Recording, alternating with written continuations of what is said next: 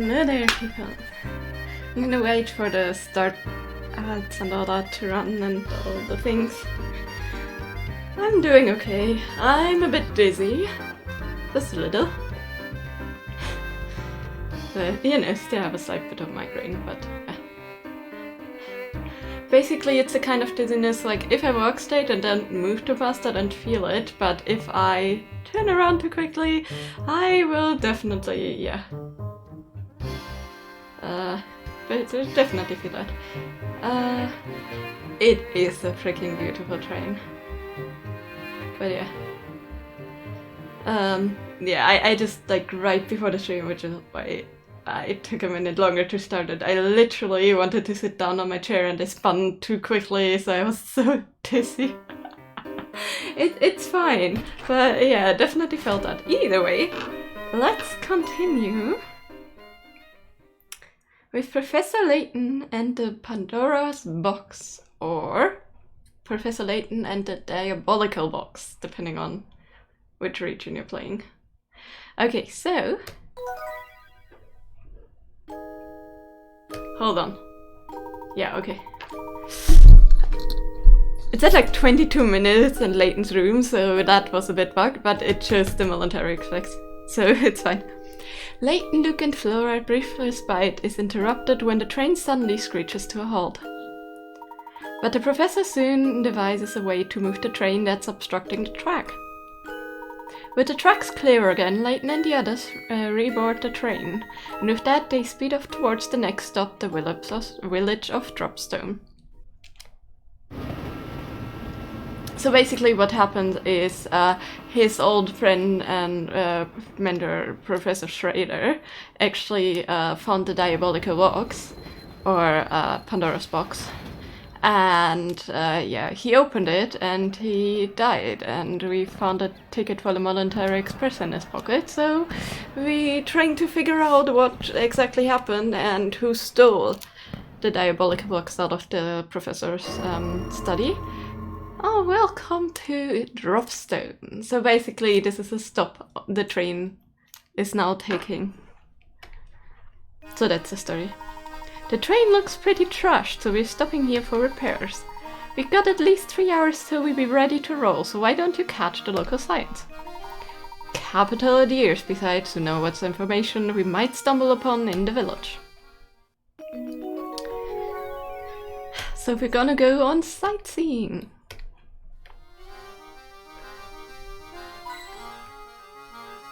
But yeah, this train is freaking sweet. Like the rounded off cream colored calves, the gold with the green, and the like almost Oriental Express kind of shape it has. Look at this poster, Professor. Yes, it's quite lovely, Lugo, but there's something quite odd about the picture. Ooh, what do you mean, Professor? It's a puzzle, that's what's odd about it. Train stations are an especially good place for dramatic farewells, aren't they? Below the painting of a man and woman bidding each other tearful goodbye. Somewhere within this painting, however, is a single unrealistic detail. Find and circle that detail.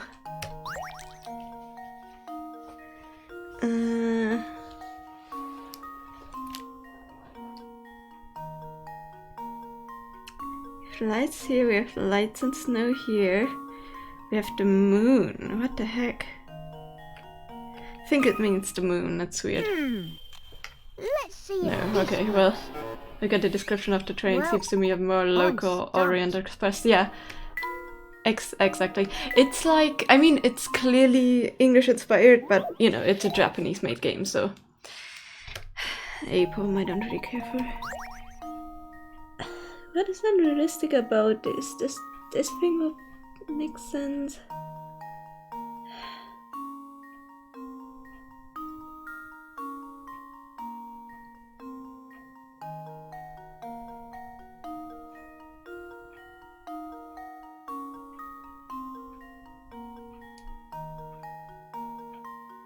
This guy with the backpack, this guy with the carrying case.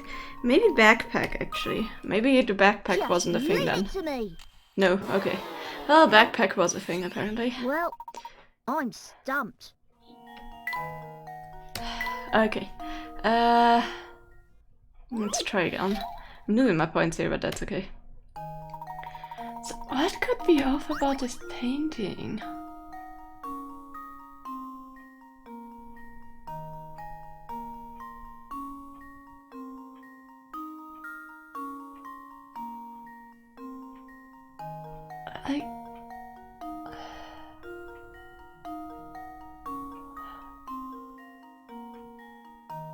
It's not a backpack.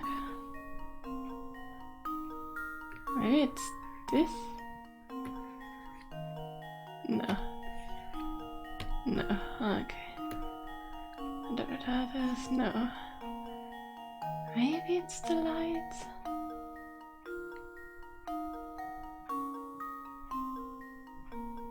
Oh, the window maybe? Maybe it's the window. Here goes. I don't know. Yeah, it would probably go through the roof. The man in the painting to open a window shown above the frame would go through the roof on the train. Yeah, okay. These days most trains have windows that only open partially, of course thanks to modern air conditioning. Good number of trains have been fitted with windows that do that, yeah. Yeah. I knew there was something strange about that picture. Okay, he doesn't have a riddle, it seems. Tell me, man, the sleepy little farm place is like the chillest place on earth. The boss is wandering around the village and so that's Inspector Dude. The village is celebrating its 50th anniversary right now, so I bet there's a tons of stuff to do. If we weren't stuck working, I'd definitely go check it out myself. 50? That's not much. The village was founded only 50 years ago. That's quite young for a settlement in these parts. And it's so peaceful here that I really can't believe we'll find any clues about the Elysian box. I wouldn't be so sure of that, Luke. Remember, one of the first rules of puzzle solving is that the answer is often in the unlikeliest of places. Right as always, Professor. I'll be sure to keep my eyes peeled for clues. Okay, moving my eyes quickly while reading, I definitely feel the dizziness a bit. It's fine.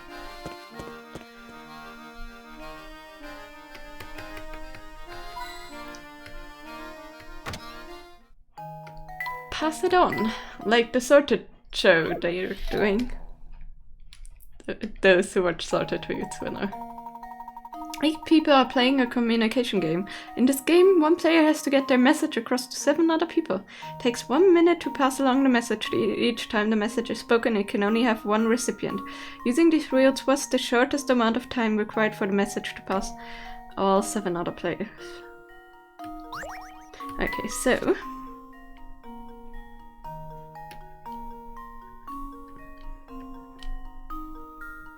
2, 3, 4.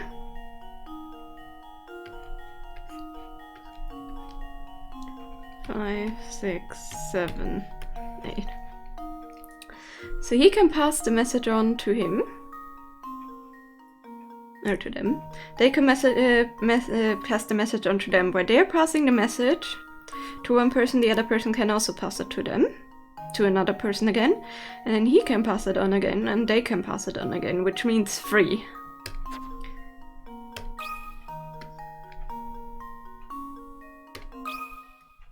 Consider this puzzle solved. Yay! A true gentleman leaves no puzzle unsolved. Very nice. If the original messenger spreads the word the shown about the game can be completed in 3 minutes. During that time, the original messenger can tell 3 people the message, and the people who hear the message within the first 2 minutes can go to become messengers themselves. Yeah, when an emergency arises, information networks structured in the above mentioned fashion can definitely help spread the word quicker. Whoops, what the? Okay. Hold on. Oh,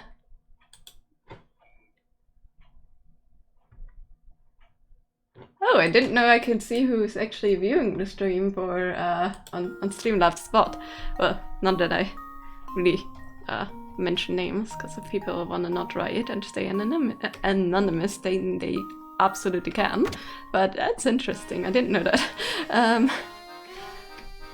I hope you all will enjoy this. And it definitely shows me that I have way more viewers than Streamlabs now currently shows me, but that's Streamlabs for you.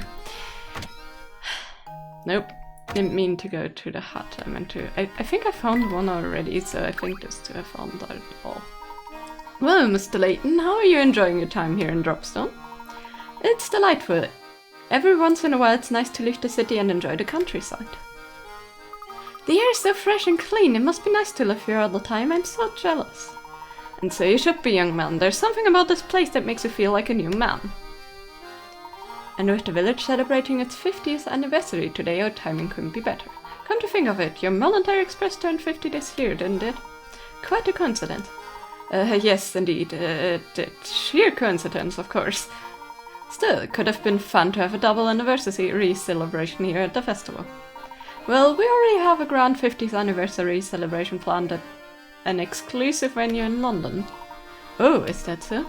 Well, I'm sure your party will be on the par with the excellency of your train. It will, and on that note, I'm afraid I have to excuse myself. Good day to you, Mr. Layton. Good day to you, Mr. Beluga. I have no idea if I'm keeping the voices right from last time, but yeah, well. Why, it's already a year since she passed away. Time truly does just fly by. She? Who do you think he was talking about, Professor? I haven't the slightest idea, Luke.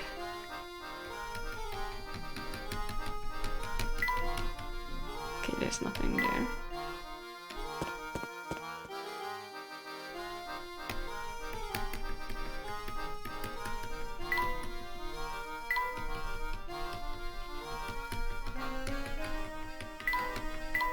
Oh, he's on the third train coins. There don't really seem to be any here though. Weird. No. Well, let's talk to this person. Oh, and who do you have here? Visitors from out of town? Indeed we are. We're traveling on the Military Express, but we stopped here for repairs. If you're here for repairs, there's only one place you could be headed, am I right? Only one place we could be headed? What do you mean, sir?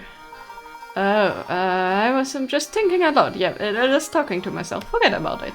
Here, did you notice the festival that's going on today in Dropstone? Today marks the 50th year since the founding of our village. Make sure you get that in on the fun. Yes, one place we can be headed. Well, look at all the stuff here is to do. I've never been to a festival before. It's wonderful. Oh, that's right, Flora. I've forgotten how you grew up in one little village. Well, now's your chance to make up for lost time. Let's explore. Yes. Let's. Where should we go first? Oh, let's look at that booth over there. I want to see what they've got. Wait for me. You too watch where you're running on, or you're liable to crash into someone.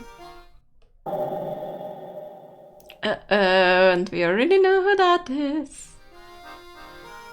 Of course we do. At least from the last game.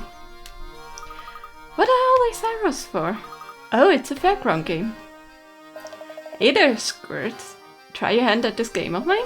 Tell you what, since business is slow right now, the first try is on me. Gosh, really, mister? Come on, Flora, we can try together. Yes, it's a puzzle game.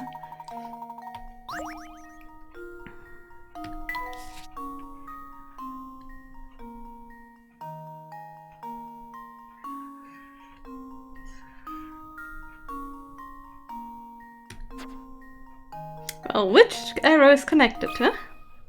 Just leave it to me. That was easy. I didn't even have to read. Layton's apprentice strikes again. G'day, Ruby is the one attached to the suite. This puzzle is an example of the famous Hongendorf optical illusion. When the diagonal line is partly obscured by straight shade, the viewer tends to not be able to accurately determine which of the lines on the right it is the continuation of the one on the left. Yeah, reading. Nicely done, Shoddy. Here's a little something for that fine performance. Really? Gosh, thank you! Yay, we got a camera perch, because that's a good treat for children. No, not what I meant to do.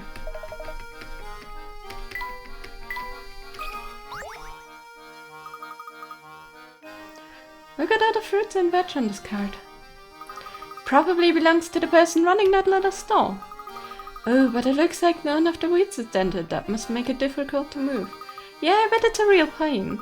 Oh, but you know, that reminds me of a puzzle about the dented wheel.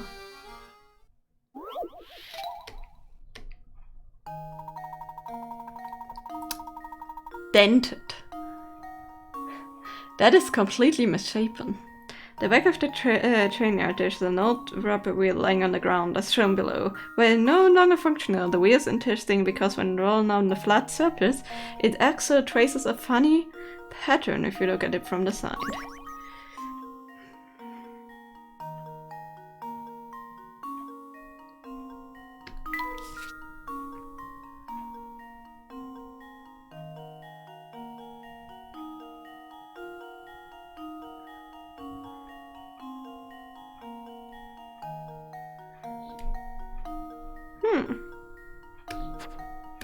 I think it's A. Here goes. Yeah. That was almost too easy. That's right, diagram A correctly traces the path. You probably won't see it way on a train anytime soon, but it would be fun to watch it bounce around. Yeah, imagine having a wheel like that on a train. The poor passengers would just be bonk, bonk, bonk. What's this? Why is this open? And why is this overlaying so weirdly? Hold on. It's running because an app was blinking. Okay, that's a broken app. Ah, lovely. Hold on, let me fix this. There we go. You guys couldn't see it, but I have a window over here the entire time. That's right, Luke. You sure worked that one out quickly. If you've got any more puzzles, I've got answers. I'm impressed you knew a puzzle like that. I've never heard that one before. Well, I'll try my best to impress the professor. Cute. There's the hint coin. Any other hint coins? Come on. There we go. No, not what I meant to click on. Well, either way. There's a push in there. We're doing some top secret festival prep back here, so you can't come in yet, okay? Okay.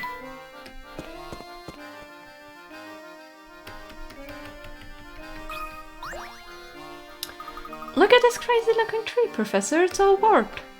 With a structure like that, it must be quite old. Wonder how long it's been here. Oh, look, our little conversation reminded me of a puzzle I know. Care to hear it? Why not?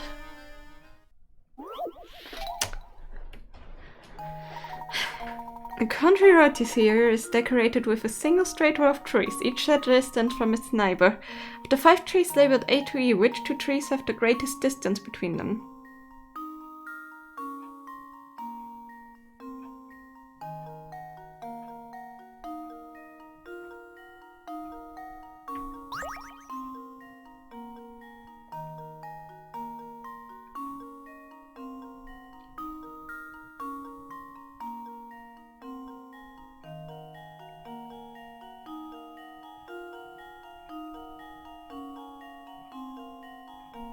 I mean,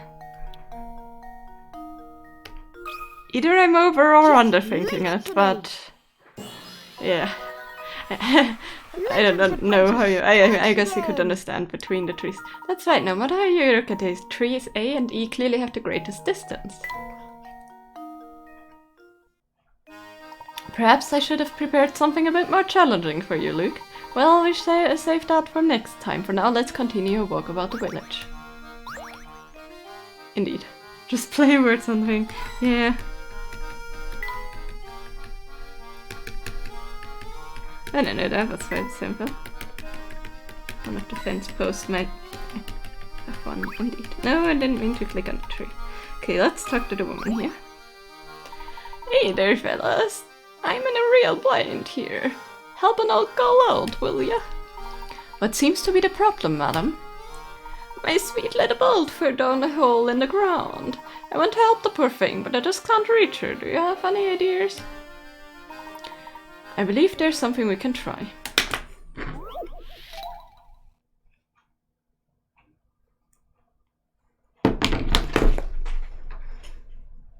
I'm just gonna prepare my poker catch on my phone. So give me a second. I'm gonna open the riddle already.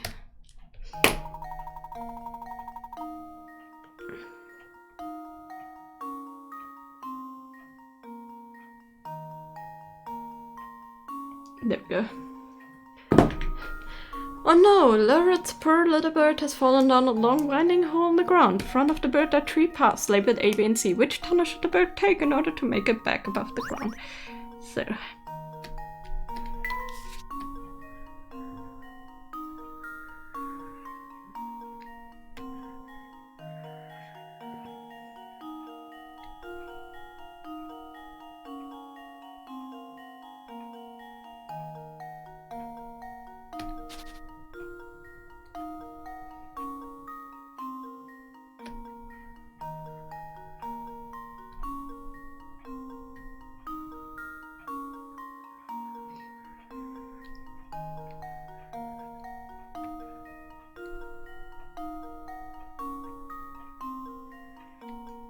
It's B.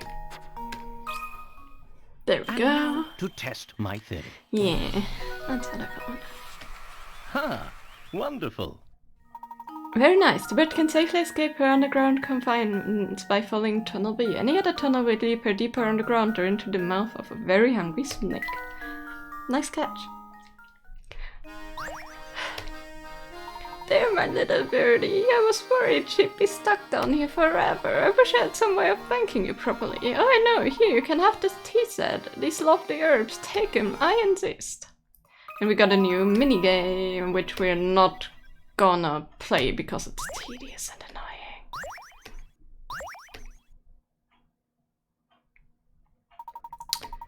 Yeah, we're not gonna play the tea set game. Basically, you're trying to match people with the teas they want to drink, and it's quite annoying.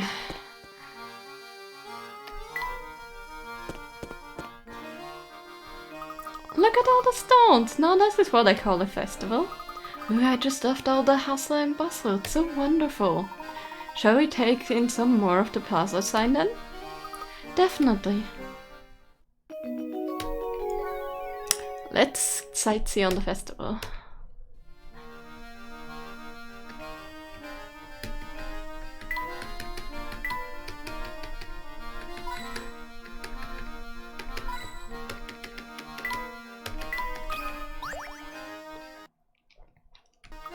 Look at this little monument here, Professor.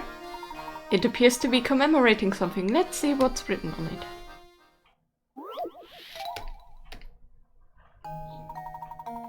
Dropstone was founded 50 years ago, and the founder commissioned a stone sculpture to commemorate that day. Unfortunately, the dozy sculptor managed to engrave the wrong date onto it. The whole village had to live with the horrendous sculpture until some bright spark realized that converting it in a certain way would enable the correct date to be displayed. Think about what the sculpture could have been covered into in order to display the correct date. Which day was Dropstone founded?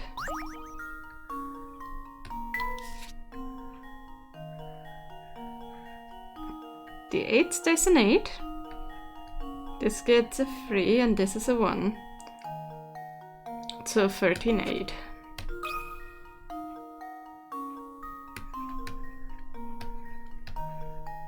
I think. Hi there. Welcome. Nice to see you, Carrie girl. I'm doing fine. I'm a bit dizzy, but yeah, I hope you're well. Unsolved. When converted into a fountain, water fills the bowl, allowing the true date of Dropstone founding 1308 to be displayed. This one I remembered, because else I wouldn't have gotten this. The inattentive sculptor must have been relieved as getting away with such sloppy chiseling. Yeah, indeed, because he cannot add to stone. Ooh, what are you gaming? Sounds quite fun. And thanks for the lurk. According to the writing here, this village was founded by its first settler 50 years ago. 50 years sounds like a long time for a person, but I suppose it's not very long for a village. Quite so. But this fact just invites more questions. Why did the settler come here in the first place? It's hard to believe he or she simply set forth from their old residency to found a new village.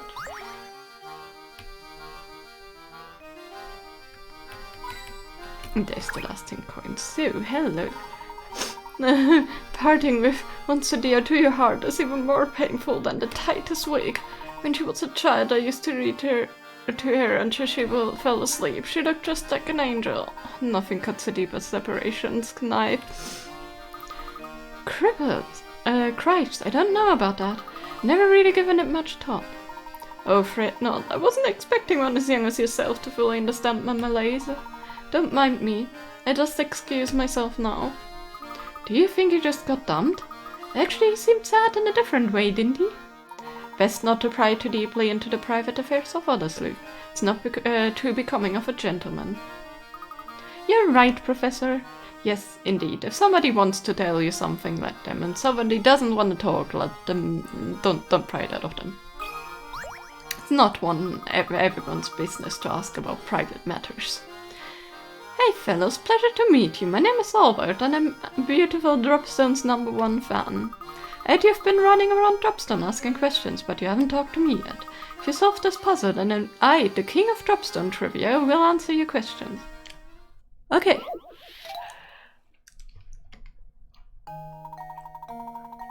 Below is a wheel of male and female portraits. Select a portrait and count that portrait as 1. Move 6 portraits either clockwise or anti-clockwise and cross out the last of these 6 portraits. Repeat this pattern starting from the next available portrait and always move in the same direction. Remember to skip the ones you crossed out. If you started the right portrait, you can remove all of the women on the wheel. Leave only the 6 portraits of men behind. Okay, hold on. Counting that portrait is 1, move 6 portraits either clockwise or anti-clockwise.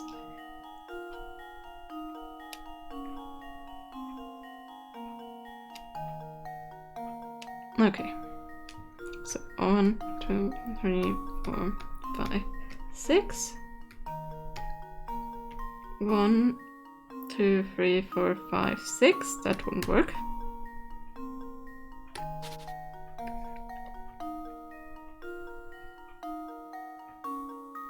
And this one wouldn't work either. 1, 2, 3, 4, 5, 6 wouldn't also work. 1, 2, 3. 1, 2, 3, 4, 5, 6 wouldn't work.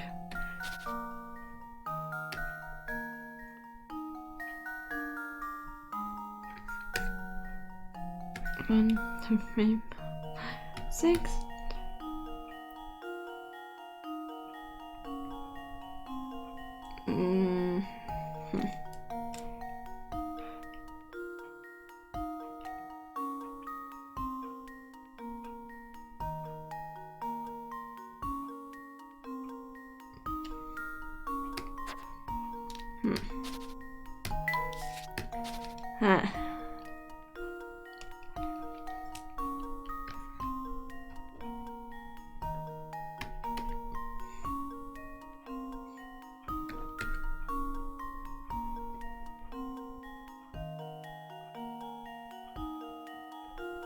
That won't work.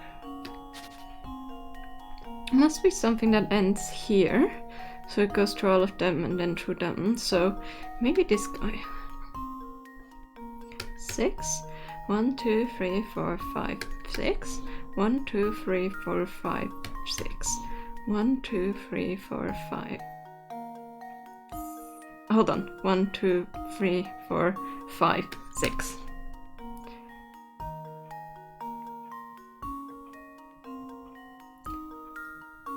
One, 2, 3, 4, 5. I'm making a mistake here. Hold on. 2, 3, 4, 5, 6. 1, 2, 3, 4, 5, 6. 1, 2, 3, 4, 5, 6. 1, 2, 3, 4, 5, 6. 1, 2, 3, 4, 5, 6. That wouldn't work.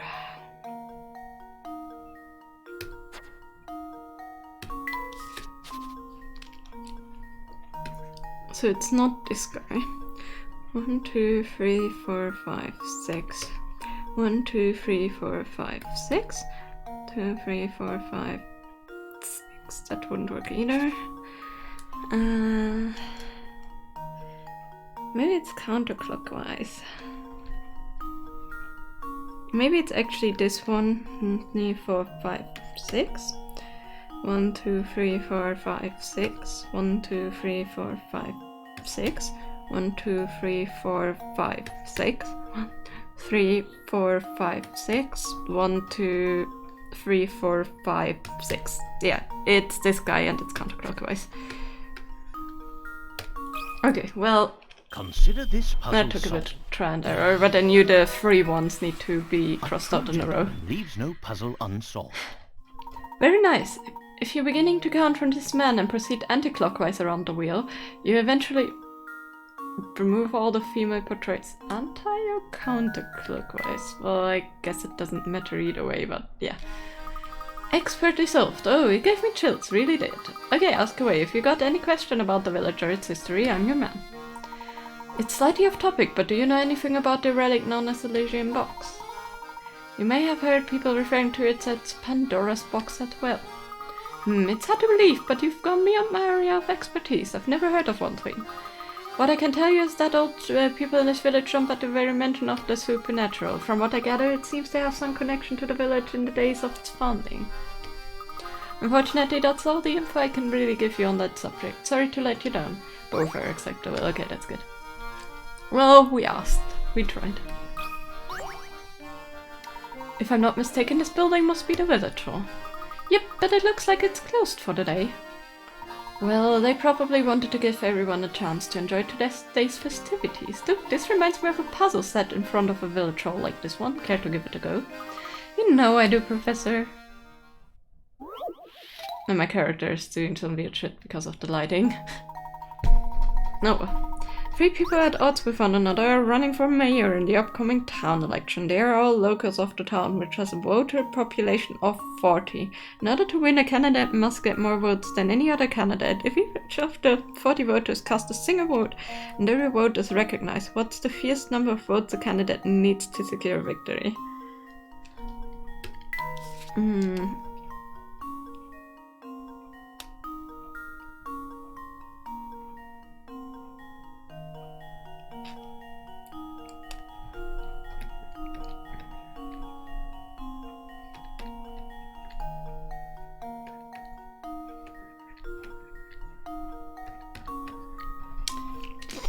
So technically 34. 13. 14. Oh my goodness. We're gonna ignore the 3 there. Yeah, brains toast. Cause yeah, it's definitely 42 divided by 3 is 33. Yeah, sure. No, it's yeah. It's 13 plus 1, so 14 for.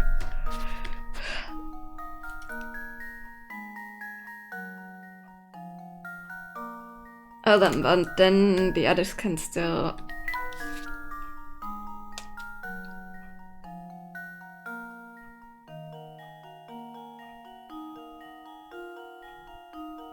Technically 20.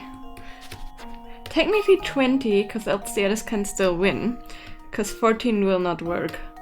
It must technically be 20 to win directly, because else any other person can pass them.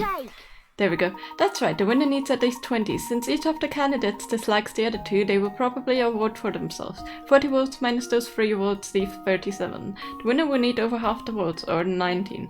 Add the winning candidate's personal vote to that and you get 20. Even if another candidate gathered all the remaining 18, that wouldn't be enough to overcome the candidate with 20, indeed. Yeah, I'm fine. My brain is just a bit laggy. Well done. Now you really should get back to investigating the village.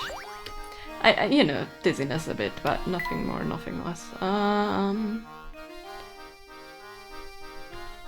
don't know. There's so much to do in this village. Oh, look! It's cow balloons! Wow, look at those gigantic cow balloons! Looks like the villagers are setting up for the livestock competition. Livestock competition? That sounds like fun! Yes, I'd certainly like to see the competition myself, but it doesn't appear quite ready to start yet. While we're waiting, can we go and see more of the village? Certainly, we can return later when the competition commences. Yay!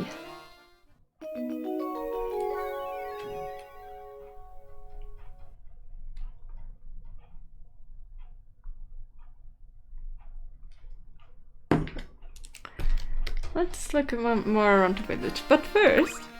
No, I didn't mean to click on that. No! I wanted to collect the balloons before that.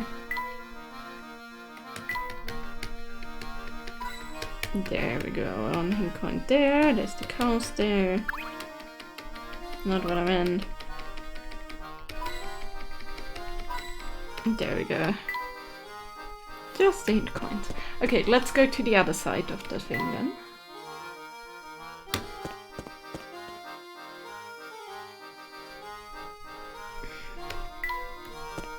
Wrong thing to click. But yeah, no, I'm just a bit dizzy. That's not helping my brain power too much. That's a cute little sign here with the bird and the... Ew. Looks like a workshop of a shop of film stores. I'll take these things.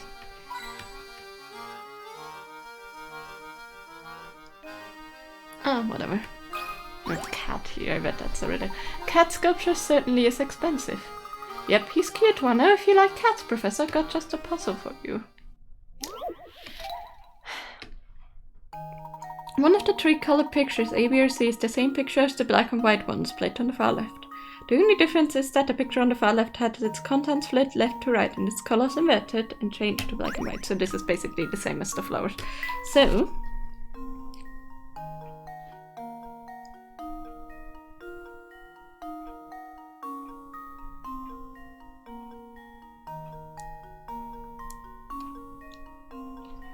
It is not C, because it has broader middles though.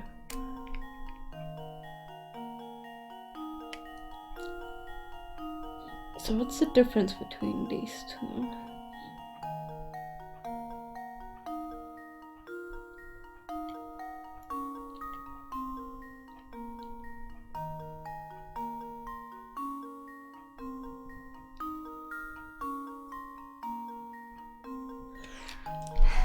I'm blind, what the heck?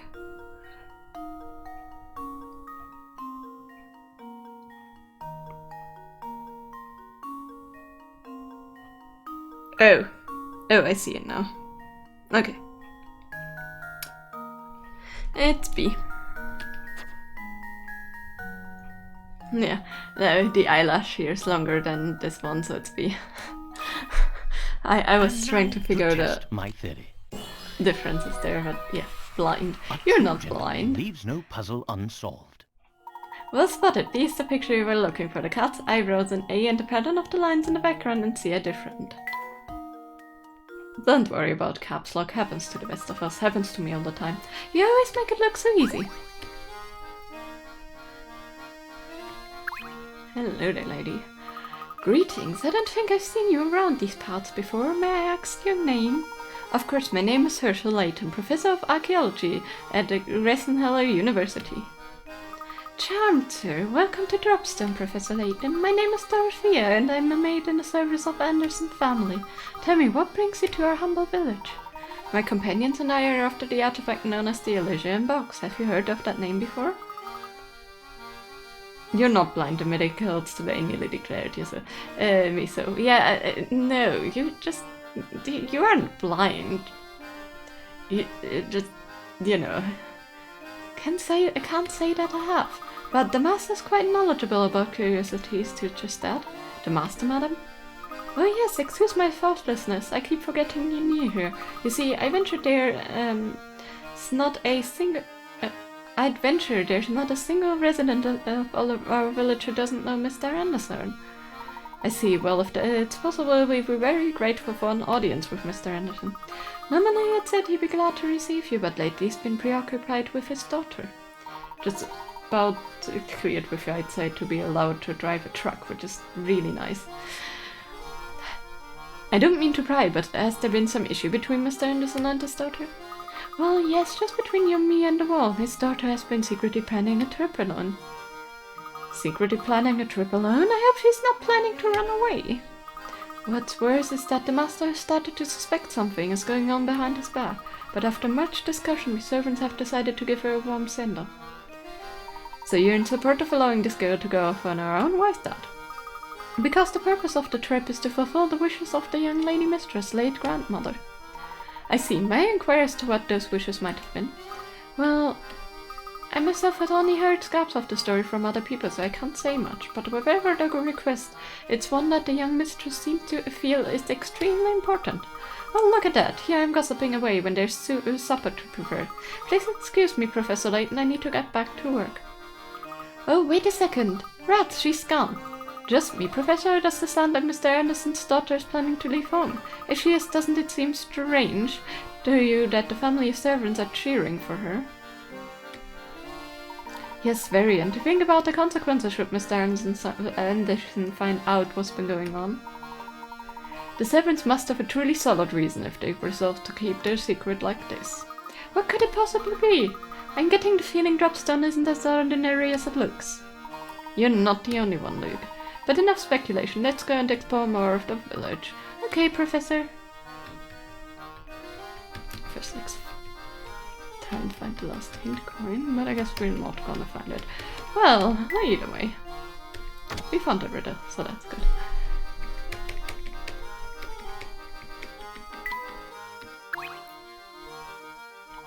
Never forget a face, and I don't know any of yours. You must have come with the Monetary Express. Since you're new in town, let me clue you on a few key facts about Dropstone. I know you're interested, so don't act all bashful and reserved on my own account. Listen, if you only know one name in Dropstone, make sure it's Mr. Anderson's. Not only is the man swimming in money, but he's basically running Dropstone. But he's a top bloke who treats everyone with respect, even the postman, that'd be me, by the way. You can tell a lot about the man by the way he treats his local postie. But even nice guys like him have troubles. I hear he spends all his time worrying about his daughter. That reminds me, I just saw a pair of unusual characters head up towards Mr. Anderson's house. They say they were policemen from London, but something about them seemed awfully fishy to me. 2 people, huh? Are you referring to Inspector Chermy and his assistant? Chermy, you say? That sounds right. He said he was there in official police business and needed to see Mr. Anderson. Do you think there's a connection between this Mr. Anderson and the illusion box, Professor? Well, it seems that Mr. Anderson serves as the head of this community. It's only natural that he'd know about who and what passes through this area. He's a big fish, alright, you're bang on the money about that. I mean, even though enough the Monetary Express stops in to pay him a visit when he's in town, I bet there's 2 officials that are being waited on like kings at Mr. Anderson's as we speak, but enough to chit-chat. We've got a festival going on, so go and have some fun. That's a cute little house. Must be a farm. Okay, so let's go closer to the manor. Try to find some more hint coins, but that seems like... oh, it's a riddle. What a cute little farm! Yes, and the weather's so nice that even the animals grazing in the fields seem to be in good mood. It seems like the perfect time for a quick puzzle. See if you can solve this one. Okay, let's see.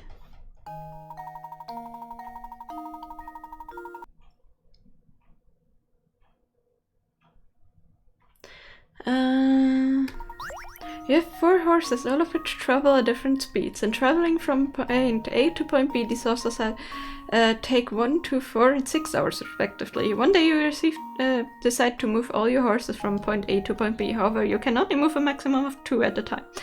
And you need to ride a horse back to point A each time you return to move your other horses. Knowing you can only move as fast as the slowest horse you're traveling with, what's the fewest number of hours it would take to move all the horses?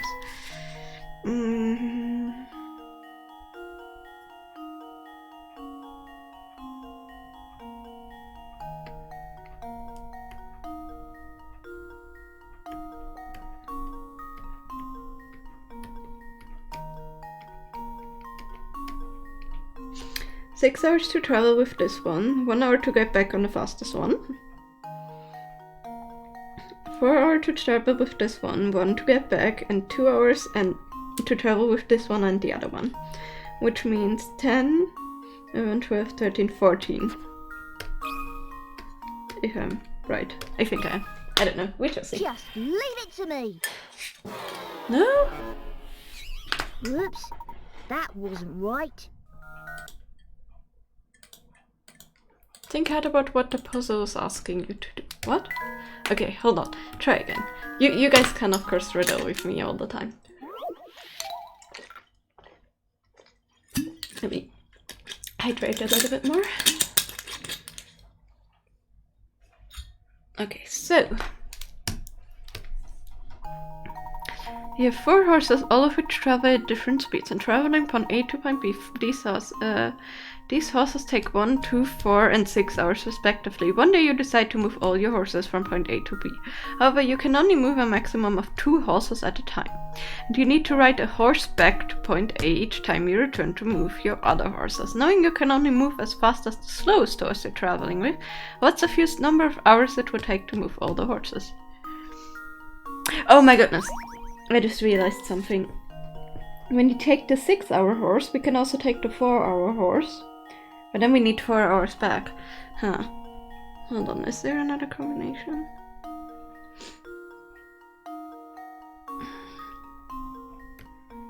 Six-hour horse.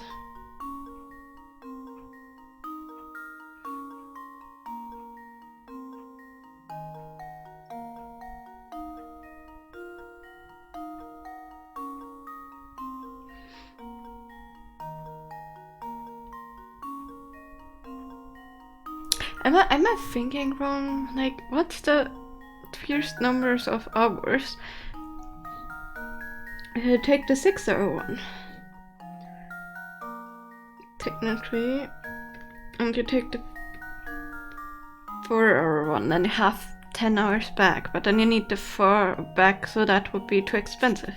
So you take the 6-hour plus the 1-hour horse for going back. Then you take the 4-hour horse.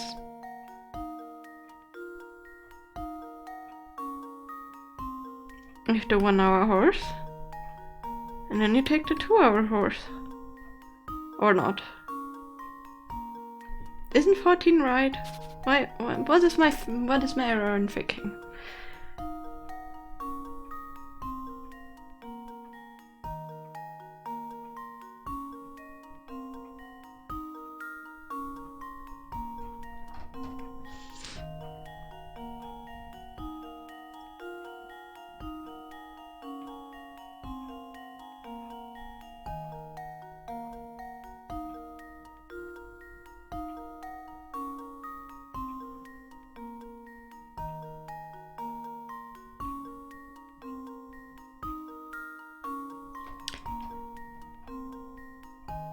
Yeah, it must be 14, right? Because any other combination would be too expensive. So 6 plus 1 plus 4 plus 2. And since we don't need to go back, it... Oh, plus 1. I forgot the one right back here.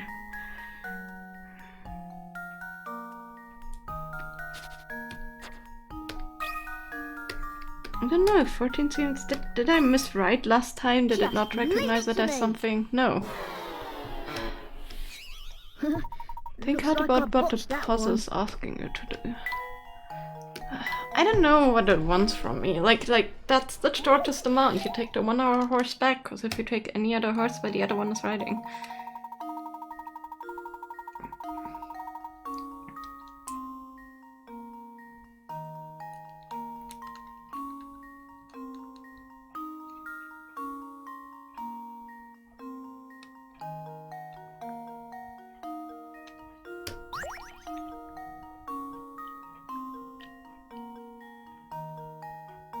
Like, even if I would take the 6 and the 4-hour horse all at once, it would take 6 hours, yes, but I would have to take 4 hours back, so that wouldn't work.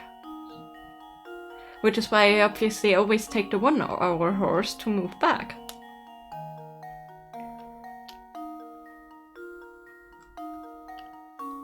So even the 6 and 2-hour horse, which means I would have to go 2 hours back, and then using the 4 and 1 would already be 13, that would be way more, so 14, I think 14 would be what I would think. I don't know, that's, I don't know why it's wrong.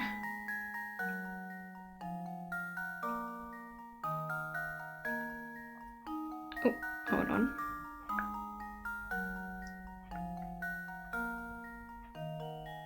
Anybody any idea why it could be wrong?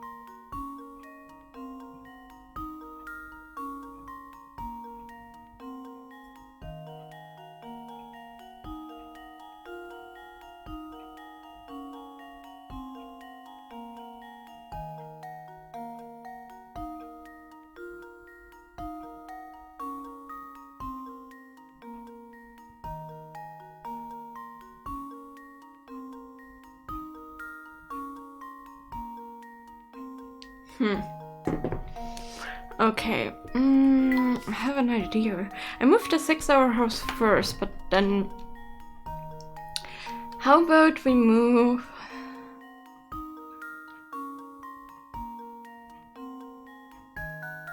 the 1 and 2 hour horse first? How about we move the 1 and 2 hour horses first?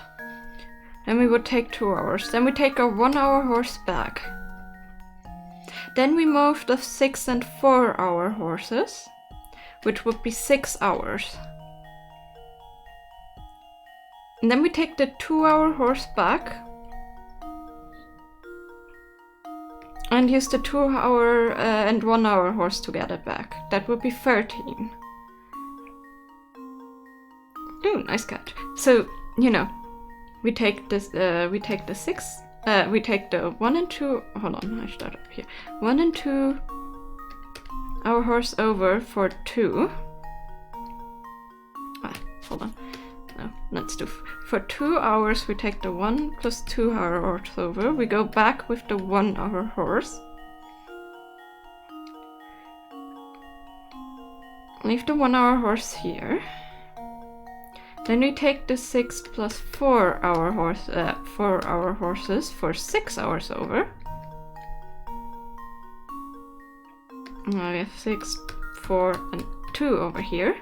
And then we take the 2 hour horse back.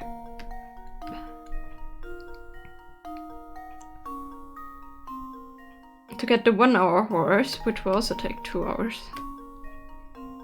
That would be 13, not 14. That is 1 less than the other one. That might be, I don't know. Yeah, okay. Indeed, you're not bringing all of them over all the time. Fair. To start, take your 1 and 2 hour horses, then ride your 1 hour horse back. Next, ride on your 4 and 6 hour horses and return your 2 hour horse. At this point, you've been moving horses for 11 hours.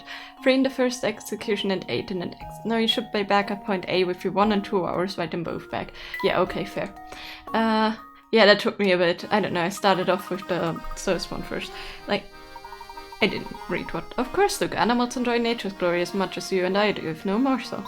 Whatever he was saying. There was an icon in the way that I tried to click out of the way. Okay, so let's talk to this guy.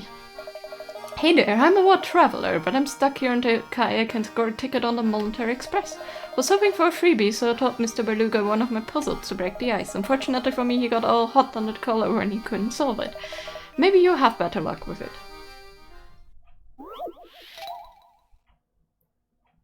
Let's see. What rotten luck. While trying to pick up your luggage, you find that your bag is at the very back of the pile. The porter unloading the luggage claims the other boxes in the hold have prevented him from unloading. Use your wrist to move all the blocks out of the way. Reclaim your luggage. Okay, so this is a normal block puzzle.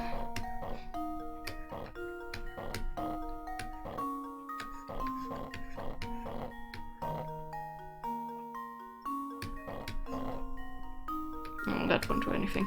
Hold on. How about like this?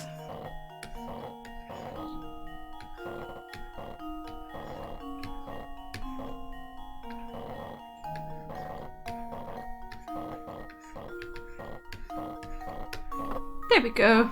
That was easier than the other one. Now to test my theory.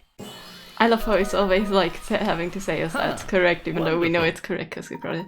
Very nice. Be sure to show the porter how you did it so that he can get your luggage for the next time. Well, I hope he doesn't put it there for the next time, so we don't have to ditch you. You're a clever lot, aren't you? With people like you around, maybe we might actually solve the mystery of the Military Express. People say that the train occasionally makes a stop at a phantom town found on no map. Could just be a wild rumor, though. Who knows? An uncharted town?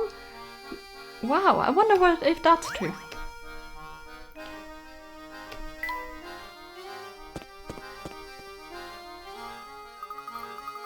Well, look at the size of that mansion. I bet you could get lost in there.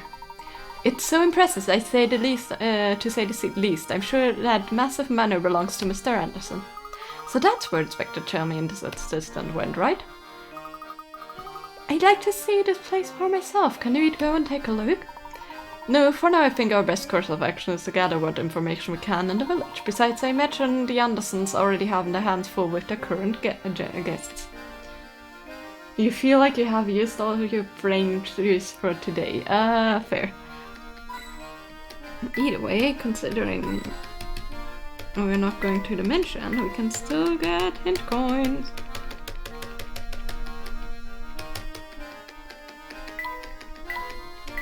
I don't know where the last one is. Either way, let's talk to this person. Phew, that should do it. Good afternoon, what are you doing here, sir? You have brain that has been bone dry for years, so you're basically broke. Me? Oh, I'm just doing a little fishing in the sea lake. Sounds like a lot of work. Have you had much luck?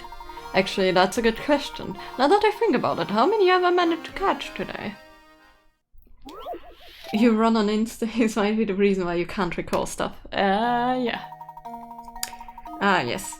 It's assuming that there are no tears on the net and that the whole rim of the net is constructed of a single length of rope that ends on the shore. How many of the fish visible in the pond will be caught when the net is pulled?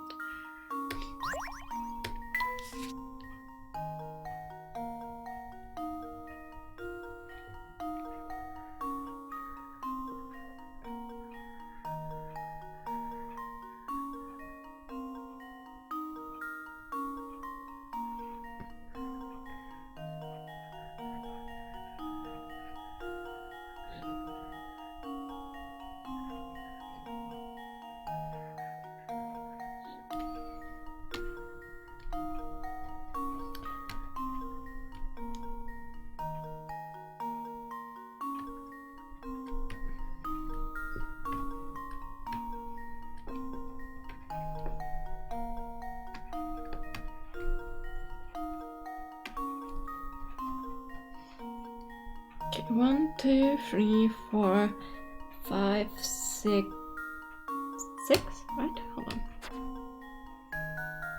1, 2, 3, 4, 5, 6, 7. Okay, 7 I think it is. Hold on. 7. I think it's 7. Ah, don't click out every time. Let's see. Yeah, 7 are down colored. Indeed. Okay, I'm glad I'm not the only one. That's good. Piece of cake! That's right. To solve this puzzle, you need to imagine how the unseen parts of the net connect, which should look something like the illustration above. As you can see, the net will catch a total of 7 fish. Yay! Ooh, what a haul. Tonight I'll feast like a king. Yes, indeed, you will. That's a lot of fish.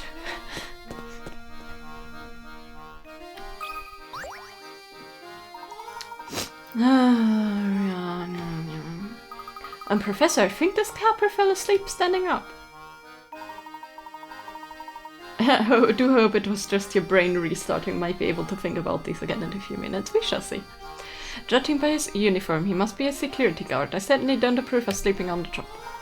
Perimeter is secure. Please confirm identity by solving this puzzle.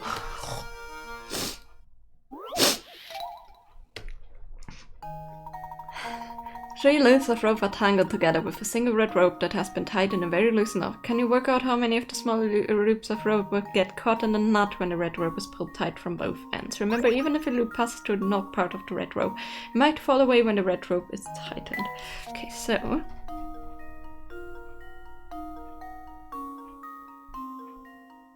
the yellow isn't crossing.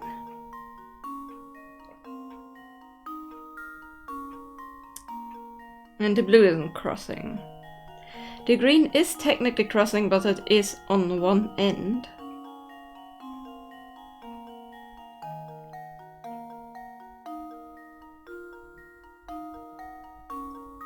In this knot.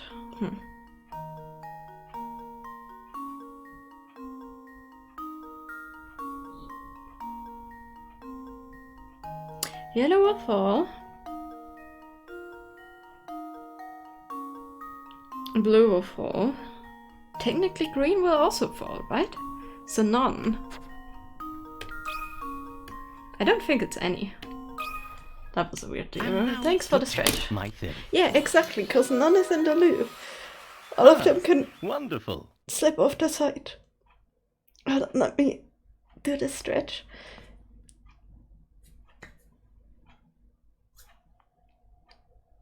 Yeah, there we go. Ouch, that hurt my shoulder blade a little bit. But that's okay, I've been having problems with that all day a little bit. Good thinking, not a single loop will become truly entangled in a knot that forms. When you pull the red rope and form of a knot, the loop will fall away. The other two will hang from the red rope free. Exactly. Correct answer confirmed. Well done, sir. He must be hopelessly addicted to puzzles if he's talking about them in his sleep. Even I don't do that. Yum. I don't know. He doesn't know if he doesn't talk in his sleep about puzzles. Oh, it's Inspector Chelmy. Well, look who it is. Hello, Inspector. Are you returning from the Anderson estate? Don't know where you get your information, Layton, but you're a slice of fox. As a matter of fact, I did just come from there, but Mr. Anderson himself wasn't home. Seems he's off presiding over some livestock competition or other. A likely story, I'm sure. I'm curious, have you found the connection between Mr. Anderson and the case you're investigating? Not that it's any of your business, but perhaps you can be of help. I'd heard rumors that he had tried to find this Elysian box in the past, so I went to talk to him. But when I got to the house, the butler told me I wasn't home and that I should leave at once. Can you believe it? Mind you, I wouldn't be surprised if he was just pretending not to be at home. Went out of my way to go up and see the man, and least he could do is offer me a couple. But why would Mr. Anderson be interested in the Elysian box in the first place? It's anyone's guess, Luke. We won't know more until we can ask him in person. In that case, I suppose we should head over to the livestock competition Mr. Anderson is judging. Fine. Let his baronship roll around in the mud with his precious cows. I shall be elsewhere. As far as I'm concerned, the whole thing is nothing more than a frivolous distraction for the rich. Can only assume this obsession with the box stems from the excess of time and money on his hands. If you see anything that might help this investigation, report to me straight away, you hear? We're always happy to cooperate, Inspector. No, please, excuse us. Fine, off you go. Come along, Barton, we got work to do. Oh, yes, sir. Alright, we better hurry back to the competition grounds.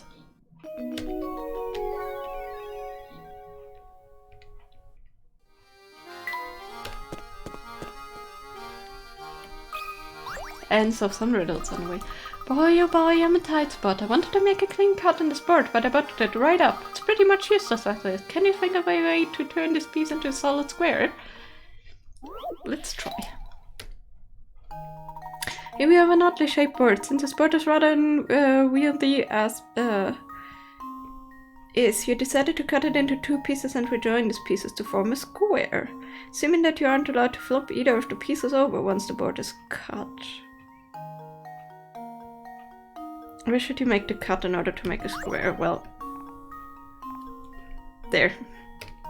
Easy. Very easy. This should do the trick.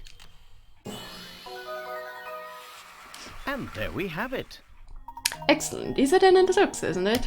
Very easy actually. Also, how do you botch up a cut like that? Why do you make a hole there? Ooh, so did the trick. Thanks, now I can finally get to building that shed.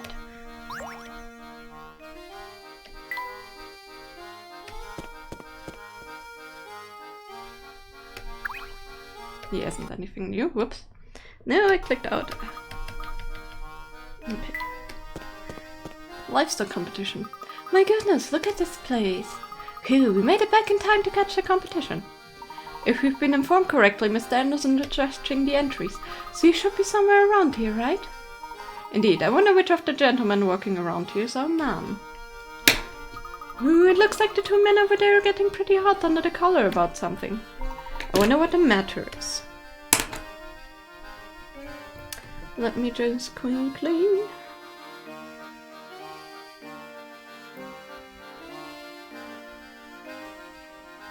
get to the poker card.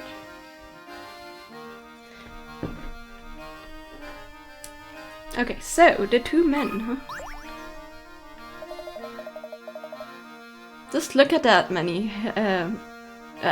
that mangy hide. Anyone with two eyes can see that's not bovine of mine. I know what's going on here. Someone swapped my price cow for this low-class heifer. Well, what do you want me to do about it? Can't you at least point out which cow is yours? Now, how do you expect me to do that? Oh dear, this is going to get ugly. What's wrong, mister? This fellow here seems convinced someone swapped his prized cow for another cow. I'm telling you that ain't no cow of mine. My girl was perfect from the horns to tail. See what I mean? There's just no convincing him. We can't start a contest with him carrying on, but I don't know how we can clear the situation up. I'll take care of this. The cows are sure to know if any monkey business has gone on. Of course. Why didn't I think of that myself? I'll leave this one to you, Luke. Excuse me, ladies. Can you help us out here? Moo. I see. Moo. Did you find anything of use? Don't think the person is really on course, yeah. Certainly did. If I had to sum up our conversation, it goes something like this. It's a riddle. 5 cows are grazing at the festival. 2 of them are true moo cows, a breed that only tells the truth. The other 3 are no hay cows. Heh, get it? Now hay, new hay. Cows, a different variety that always lies. Here's the following statement from each cow to work out which cows are liars. Okay, so 2 true, the other 3 are no hay. These ain't no hay, I promise. Oh no, C isn't a true moo cow. A ain't a no way cow, no way. E is a no way if I've ever seen one. B is definitely not a true moo. Okay, so if A says the true, then D is a no way.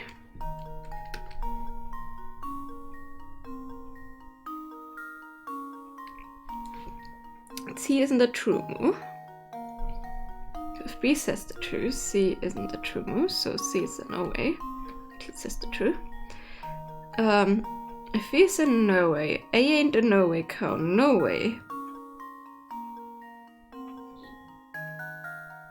So if he's if the other 2 are true, hold on, the other way. If D's a no way, and D is lying about E being a no way, then this is a true moo. B is definitely not a true moo, so B is a no way. Oh no, C isn't a true moo cow. So he's lying, so C must be a true moo, so that won't work. So I must be a no way, which makes C a true moo. D a true moo, I mean. E is a no way if I've ever seen one. So he's a no way. B is definitely not a true moo. So he is a true moo. C isn't a true moo cow, so C is a no way. So technically B and D are telling the truth and A, C and E are not.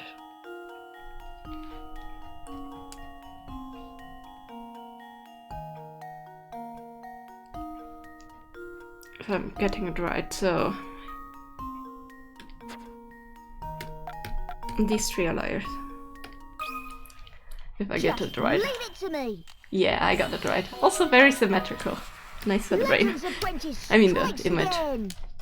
That's right, cows A, C and E are no ways. If you assume each cow to be a no way or true moo and run through each of the cow's statements, you eventually realize that the only time there can be 3 no ways if they're A, C and E. Yes.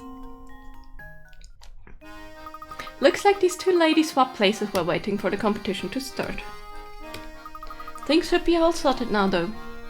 Oh, you betcha. Look at that luster sheen, that silver gaze. That's my cow, no doubt. So everything's okay then? Better than okay, kid. With my darling back, I'm shooing for that blue rhythm. Thank you. Well, Luke, you certainly have a way with animals. Oh, it's nothing really. Look over there, you 2. They're about to announce the winner. And the winner of this year's Dropstone Dairy Crown is...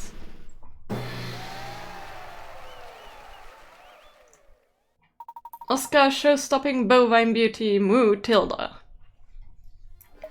Hold on now, you mean to tell me my sweet behemoth didn't take the first place? Should have swapped your cow back, Clobber. If you kept quiet, you'd be the winner, right? What was it, Rob? The competition must be rigged, I tell you. To think he went through all that trouble to get his cow back and ended up losing because of it. Yes, I suppose it goes to show that things don't always go as planned in life. Right you are, Professor. Say, shouldn't Mr. Anderson be around, you know? It's going to take some effort to find him in a crowded stands. Let's look around a bit.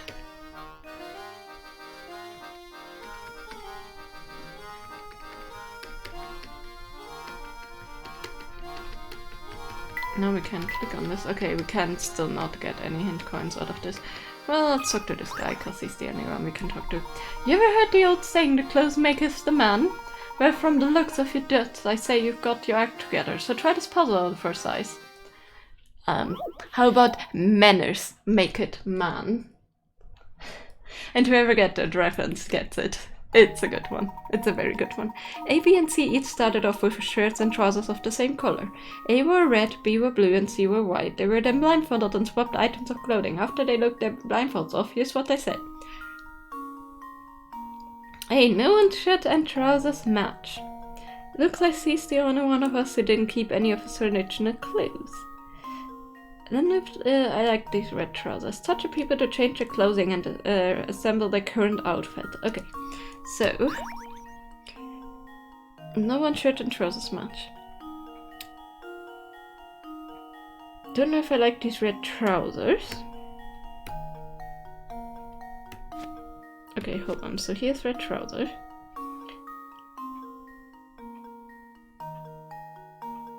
Swapped items of clothing. No one's shirts and trousers match. Looks like C's the only one of us who didn't keep any of his original clothing, so... like this? Probably. And now to test my theory. Yeah, that wasn't bad at all. Ha! Wonderful. Nicely done. You know that C's the only one not wearing something from his original outfit, meaning he's not wearing anything white. You also know he has red trousers, so his shirt must be blue. I'm not reading anything else. Shirts and trousers that don't match are the epitome of tacky. That's fashion rule number 1. Rule number 2, no one can pull off sequins. But with that swish suit of yours, you're golden. No swanky nightclub will turn your way, I guarantee it. The sequins thing is not true. Some people can absolutely wear them. But there's a lot of people that can't. Never did manage to meet Mr. Anderson. Yeah, what a pity. Hey there, fellows, I haven't seen you around these parts before. Heard you chatting about Mr. Anderson. And thought to myself, hey, I can help. Here, point him out. Didn't read what Layton said fully, because I just thought it would say that I can't leave. Just saw Mr. Anderson around here a minute ago. She shouldn't be too hard to spot with that beard and hat. Yep, he's a real gentleman, and he always looks smart with his cane. And that dapper little bow tie, and he doesn't wear glasses in case you're wondering. Look, there he is now.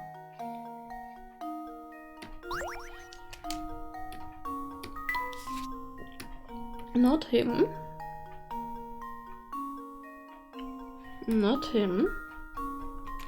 Not him.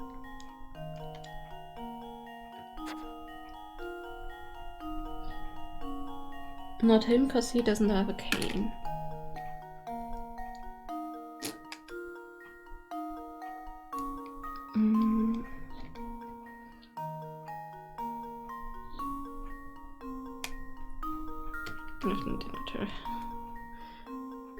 He hasn't had a bow tie.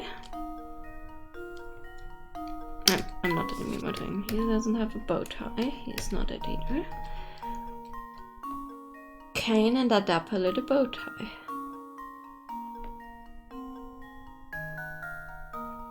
Beard and hat.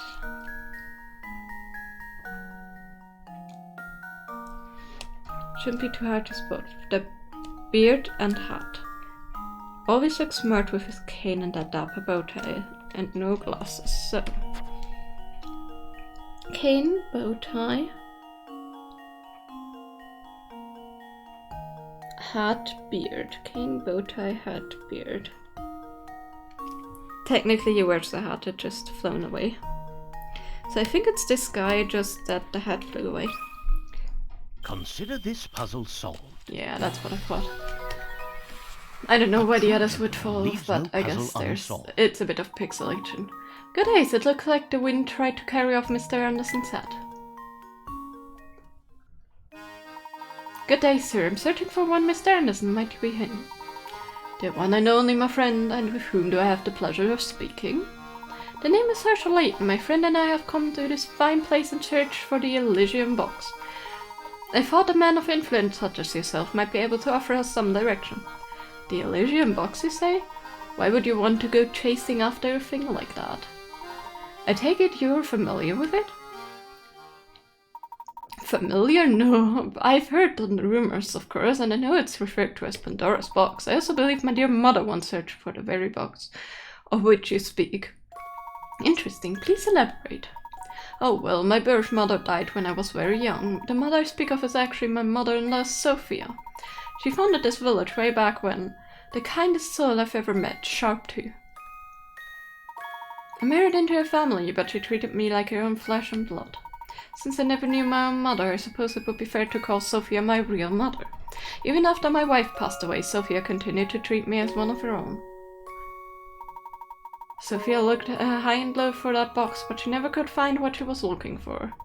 So she made efforts of her own to search for it? Fascinating. Tell me, where might Sophia be now? She left us last year in her last days. She spent a lot of time holed up in her room writing. Sadly, I never found out why she was so intent on getting her hands on that box. I see. I'm sorry for your loss. Thank you. Well, my mother may have known something about the subject, but she's gone now. You know, as much as I do, I regret that. I couldn't be more help to you, sir. Not at all, Mr. Anderson. I've learned a great deal from our conversation. You have my thanks. One thing before you go, Mr. Layton. Please take a look around you. These picturesque hills, these happy people, Dropstone has been blessed with so much. Sophia built this place from scratch into a village full of warmth and camaraderie. Dropstone must never be allowed to wither and die like so many other villages. After all, this place owed its current prosperity to the many sacrifices she made. Forgive my ramblings. Once I start talking, I sometimes have trouble stopping. Enjoy your time in Dropstone and be well. Good day. Look like that was another dead-end lead. Oh, I wouldn't say that, Luke. Would appear this village inextricably linked to the Elysium box. Also find Mr. Anderson's choice of words interesting. I wonder what he meant by sacrifices. Well, that's something for us to ponder later. For now, let's make our way to the station. Alright, Professor. I bet we're missing some puzzles because we didn't go back to other side roads, so... I'm gonna just check.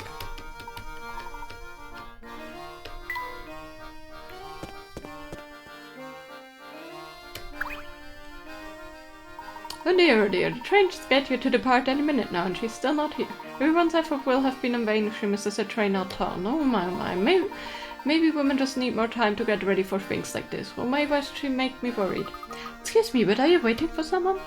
It's none of your business. We haven't even told the master about what we're doing. Look, perhaps it's best to leave him be. Sometimes it's best not to barge into the affairs of others. Well, if he doesn't want us to talk to him, maybe you shouldn't be thinking out loud. For some reason, all the old-timers here are really cagey about the origins of Dropstone. Got a hunch that something strange must have happened here before the village was founded. This place is positively crawling with people, isn't it? Careful, Flora. If you don't watch where you're going, you're likely to run right into someone. Oops, sorry. This is also new to me that I forgot to pay attention to where I'm going. Understandable. After all, it's quite different to what you're used to. Well, Flora, you certainly seem to be excited. Just don't stand around talking for too long and we might accidentally leave you behind. Wow, what's that? Oh, and look, there's another one over there. Who? Professor? Luke? Where did you two go?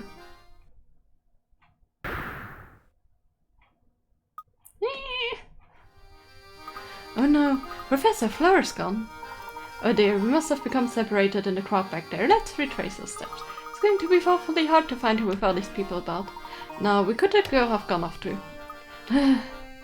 Flora, where did you run off to?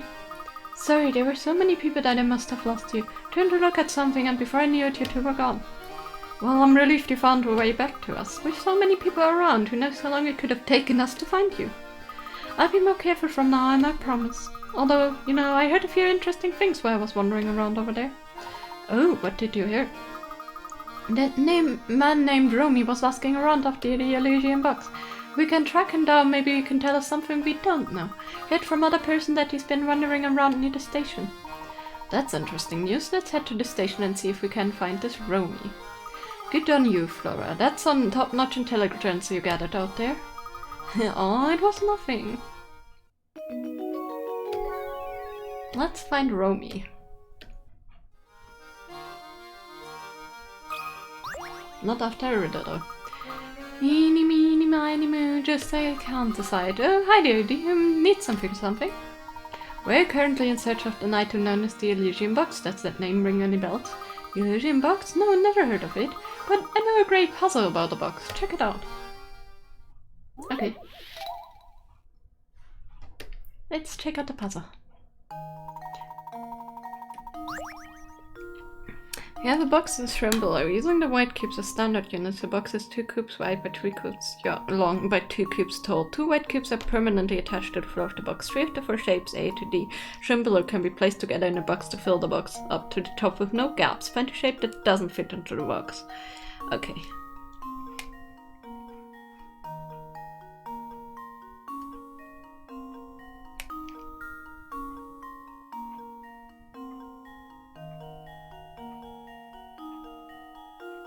This one because it would always leave a gap with one of the edges, no matter how you place it. You cannot place it 3 high, so it must be this one, since you cannot place it on the back. Ha! Wonderful. Yes, indeed, wonderful. Sharp thinking. This is the only shape before that doesn't fit. Was it hard to visualize the shape fitting into the box? Nope, not at all. Because I am a visualizer. That's why I like doing 3D work so much. Jeepers, you must be some kind of puzzle genius. Oh right, what did you want to know again? Was wondering if you might know anything about the Elysian box.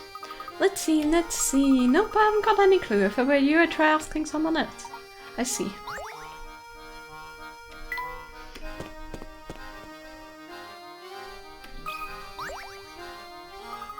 This whole festival's being put on by Andersons, the wealthiest family in the village.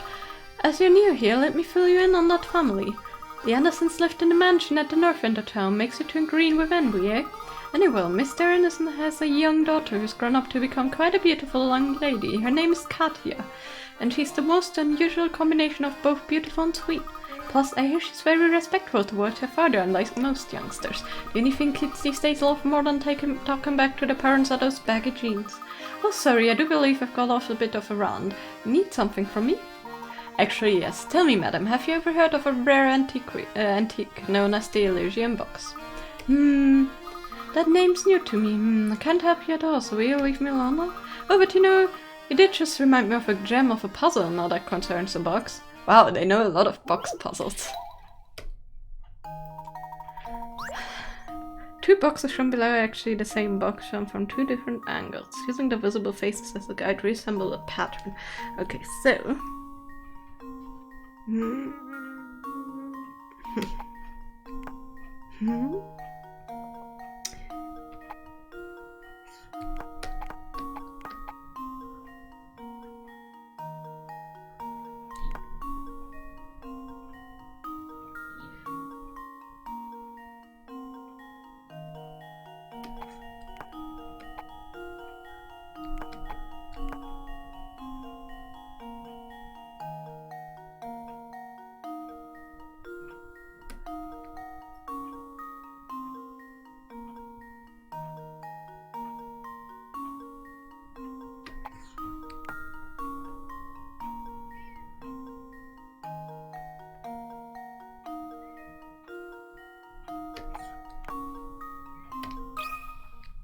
Consider this puzzle solved.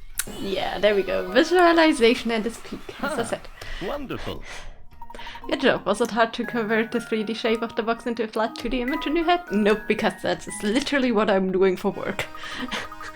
Well, hang me on the washing line and call me a bath mat.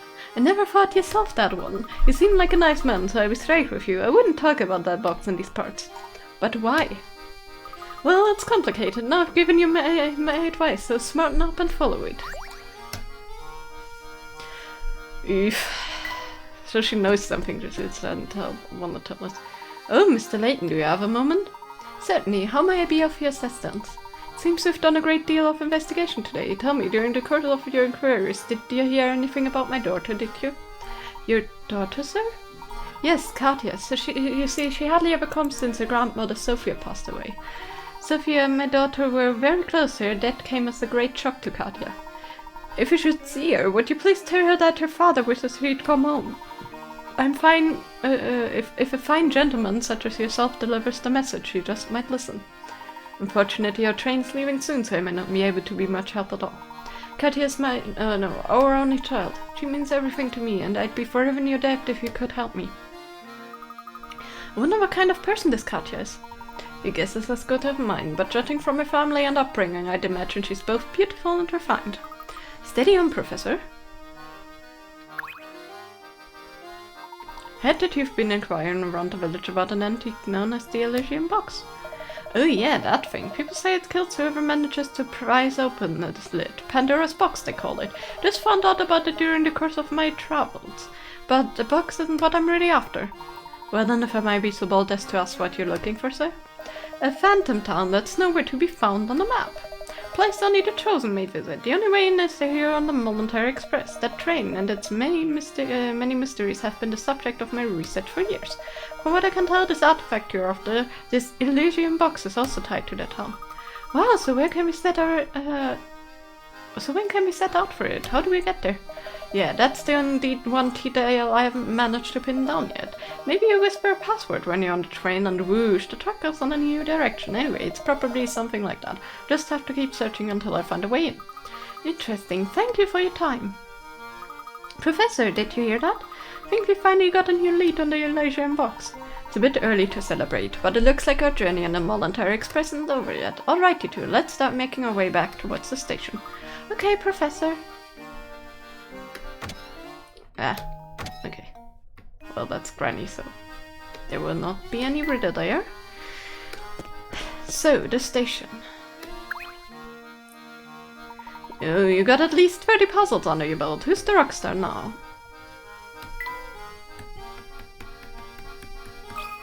Okay, you have to click on double. How's the festival treating you, dudes? Pretty righteous, huh? This train isn't ready to move quite yet, so while you're waiting, you'd lay the sweet puzzle on you.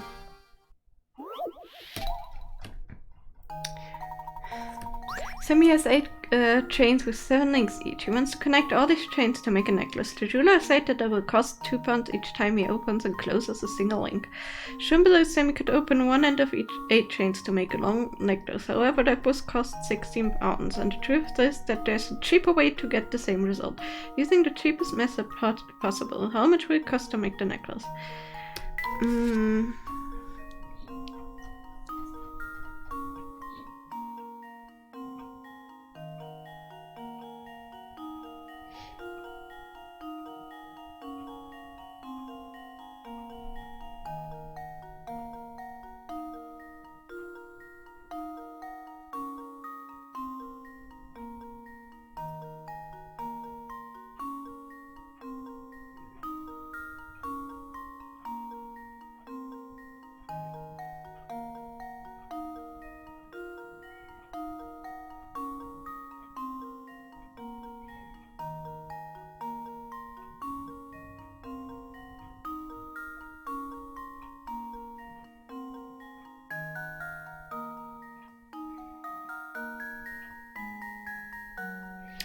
Okay, my brain is fried. Help.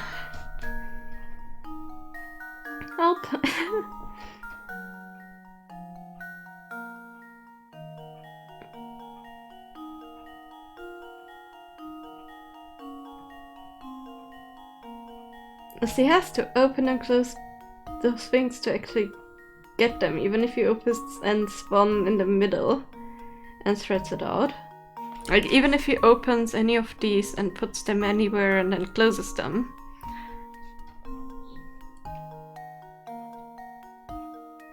Hold on.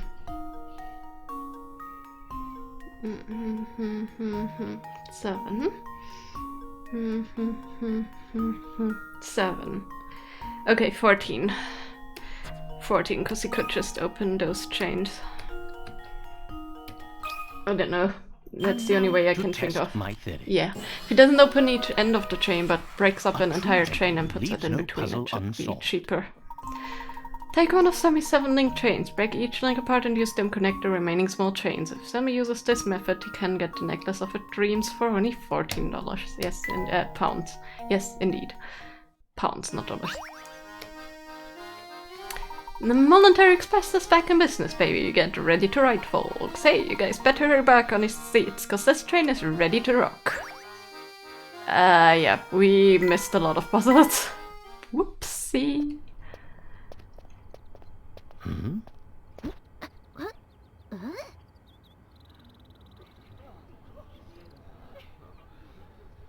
Thank you so much.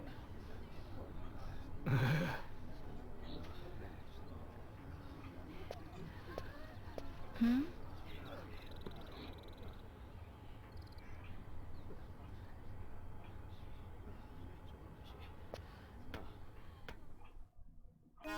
What's going on over there? I believe we may have stumbled upon Mr. Anderson's dear daughter. That's a cracking send-off she's having.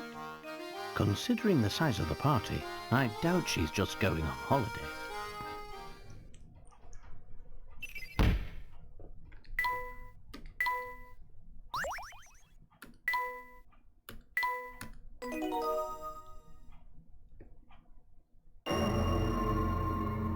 A Diverging Path, Chapter 3. Just can't stop thinking about this Phantom Town we heard about. Could the rumors be true? Well, the next stop on this line is the perfectly normal town of Luxembourg. Well, then how we get to the Phantom Town? That's an excellent question, but I don't have the answer. But if the Monetary Express does indeed head for parts and on, the crew will know something about it.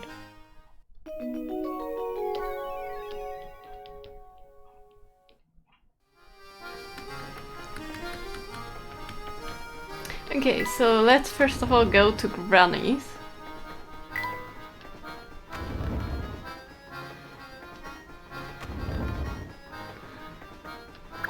That's him on the way. I beg your pardon, sir, but we're not open for business at the moment. Do visit us later. You're really closed?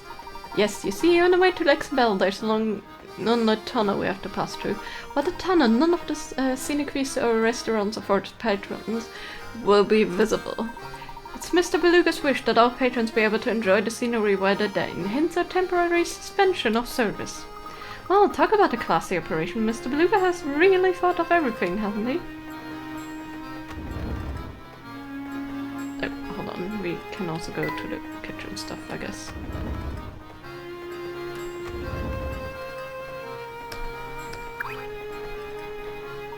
How's my little guy doing? I knew he'd be tough without him around, but I didn't realize how lonely I get. Is he happy at least? Don't you worry, he's doing great. He'll be fit as a fiddle before you know it. That's really good to hear. Don't let me down, okay? I'm actually about to close up the kitchen and rest until we get to the Luxembourg. Most of the train shuts down from this leg of the trip, so you might as well go and rest on your room.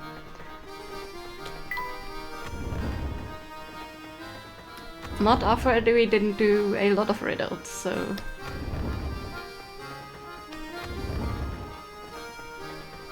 Wrong one, but I guess we can talk to him.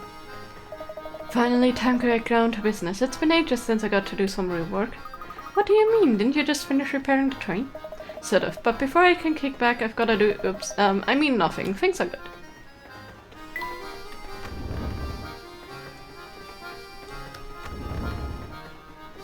Hello there, Granny. Let's do all of these.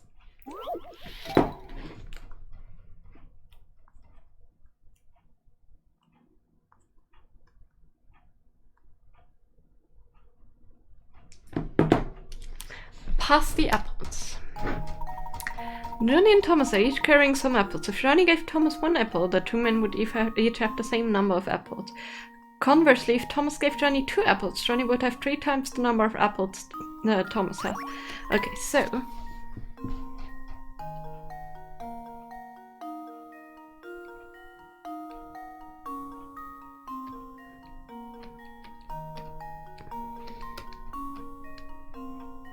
Oh, hold on. X minus 1 equals y plus 1. Johnny would have 3. If Thomas gave Johnny 2 apples, Johnny would have 3 times the number of apples that Tom would have. So,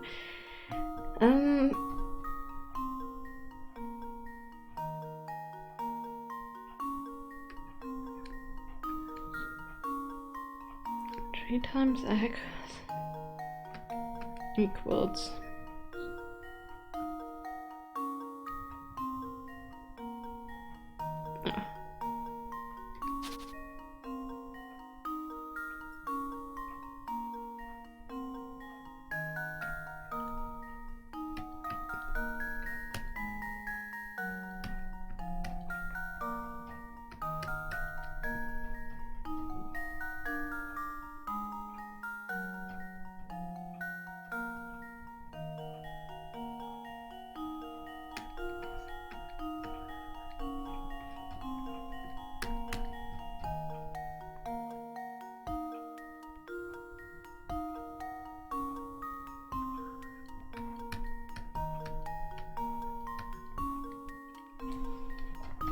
okay.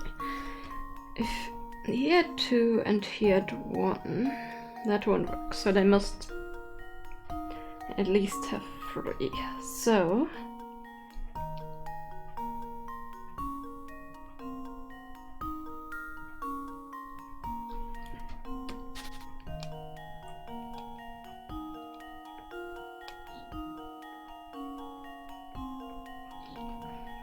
if he has 5 and he has 3, I wanted 4.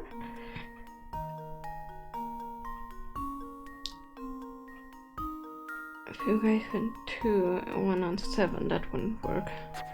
Hold on.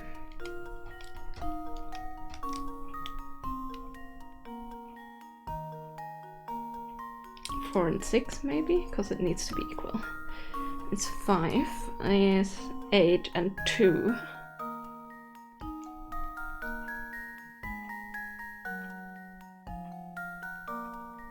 That wouldn't work either.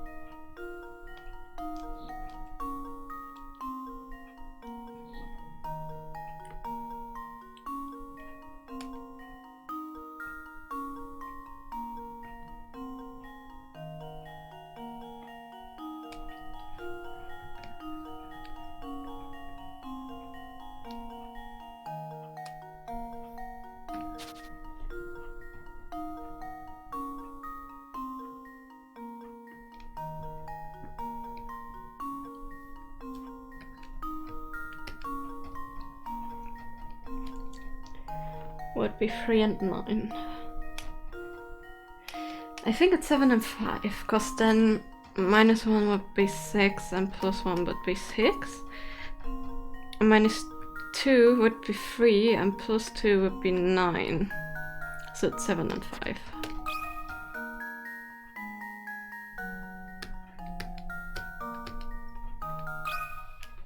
And now to test my theory. Yeah, there we go. Brain took a while to figure that. Johnny has 7 apples and Thomas has 5. As you can tell, if Johnny gave Thomas 1 apple, both men would have 6. Additionally, if Thomas decided to give Johnny 2, Johnny would have 9, in total 3 times as many.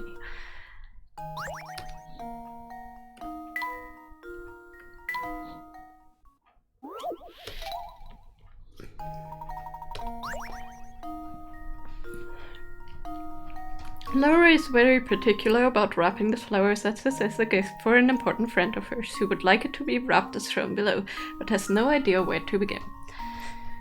In order to wrap the flowers just like the leftmost drawing, should you begin your wrapping?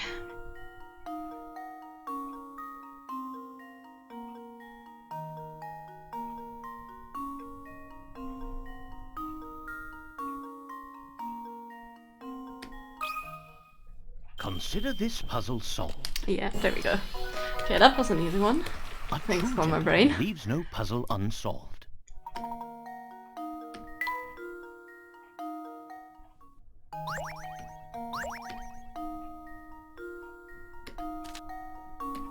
Painting the flag, huh? Oh, I went to clear that one page. My OCD wants it. Also, it's really doing strange things. You have a pristine white flag that you want to dye into 3 sections as shown below. You have 3 dyes. No 2 adjacent sections of the flag can be the same color. Each selection can only be 1 color, and you can't change the number of size of these sections if you aren't allowed to mix the dyes. How many distinct flag designs are possible?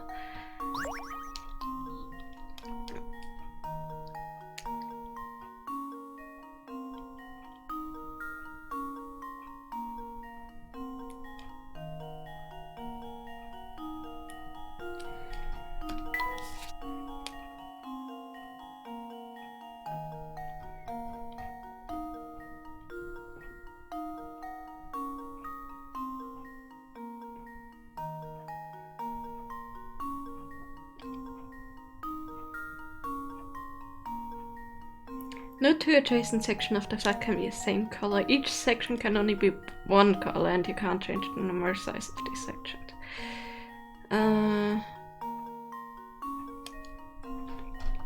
So if we're saying no adjacent, that means all 3 colors turn through in the middle. 3.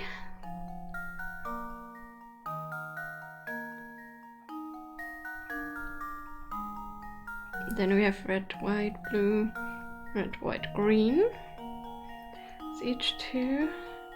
Red, white, red is also 3.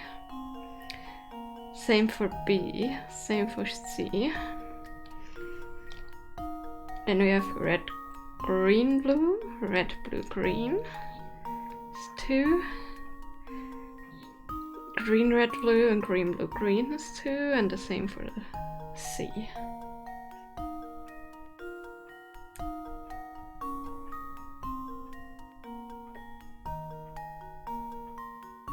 I think it's 18. If the white is allowed. But it didn't say that white Here isn't goes. allowed, so... No? Okay. What am I missing? Well, I'm stumped. Okay, help. My brain is too tired for this one. Definitely is. So... Each section can only be 1 color, and you can't change the number size of these sections.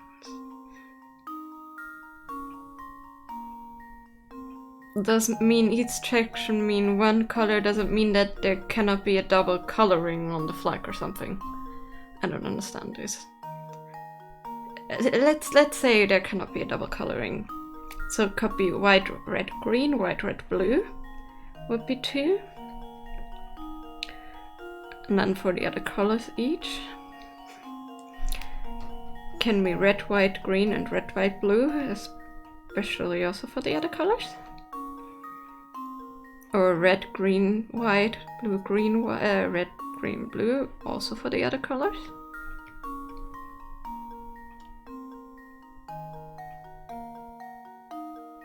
And we have red, blue, green, and green, blue for all the other colors.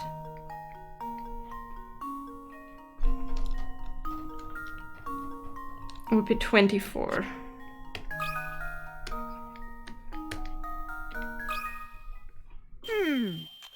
Let's see No? if this works. Okay, well.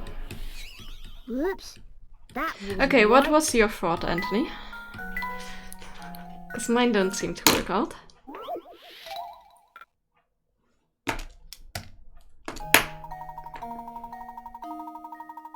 $12.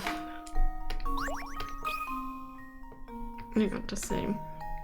Okay, without leaving any white. Let's see No. if this works.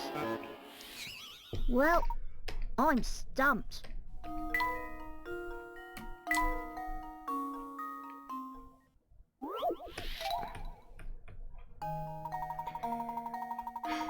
Into 3 sections as shown below. No 2 adjacent sections of the flag can be the same color. Each section can only be 1 color. which, yeah, and you can't mix. So we have white within the middle. Any of these colors would be free. Oops. We have red, white, any other color would be 2, would be 6.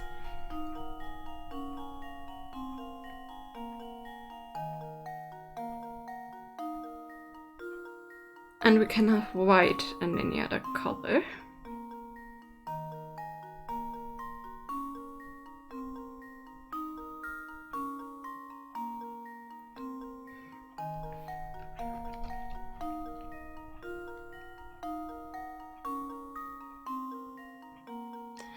Yeah, give me one. I'm.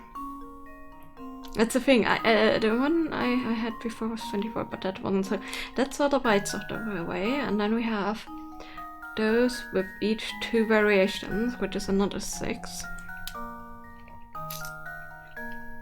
36. Yeah.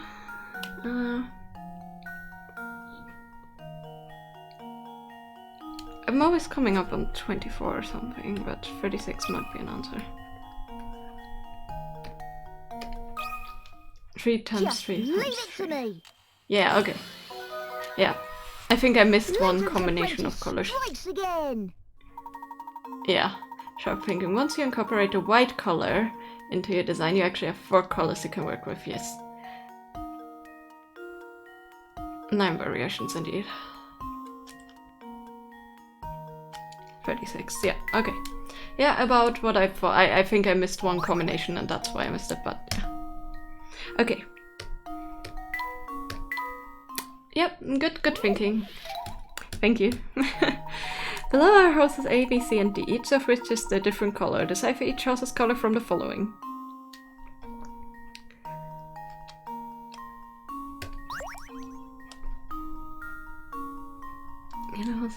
Okay, so red house is closer to the pine tree than the blue house, which means this cannot be red.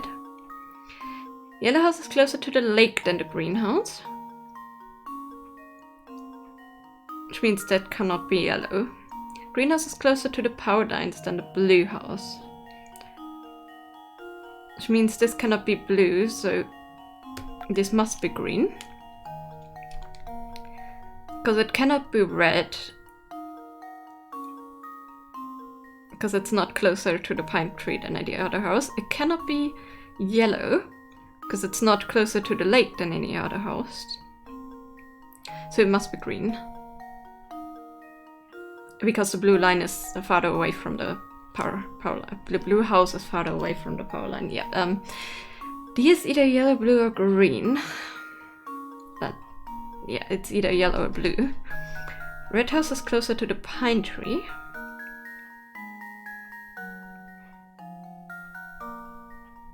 But it cannot be D. So this must be red, probably. Which means this one must be blue and this must be yellow. Green house is closer to the power lines than the blue house, that's true. Red house is closer to the pine tree than the blue house, also true. Yellow house is closer to the lake than the green house. I think also true. Consider this puzzle solved. Yeah, there we go. You can do most math stuff, yeah. A true gentleman leaves Yeah, no my puzzle brain is just not there anymore. To be fair, like, since I took an early nap, I was awake for like almost 2.5 hours before the stream, which I usually am not. So, I didn't send my message again. Damn your phone. So, yeah. Basically, I did a lot of things beforehand, so yeah. Yeah, I needed that nap, definitely needed it, but that means that my brain is not braining as much anymore. The world's best golfer. No, okay, hold on. There we go.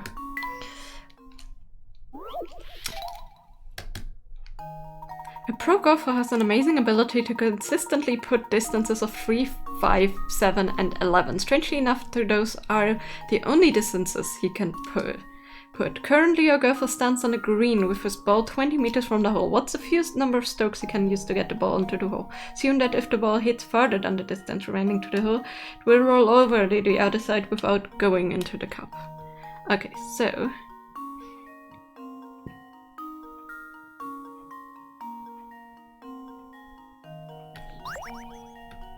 Mm.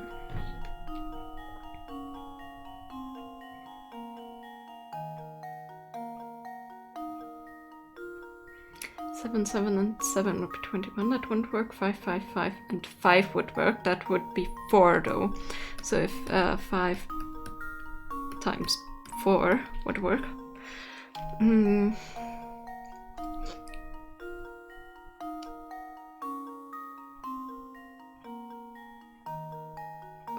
3 is 14 would be in the middle. Result, you're good for practical thinking and in situation, not for puzzles. Brain has stopped raining in school. Oof. Yeah, fair. Okay, so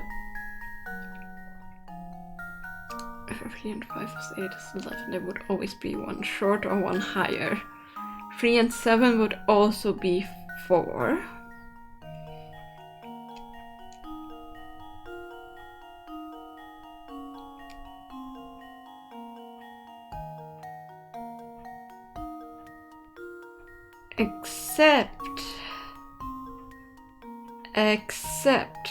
Except it's 2 if he hits on an angle. Because that's not mentioned. Whoops. No, I meant... that's bullshit.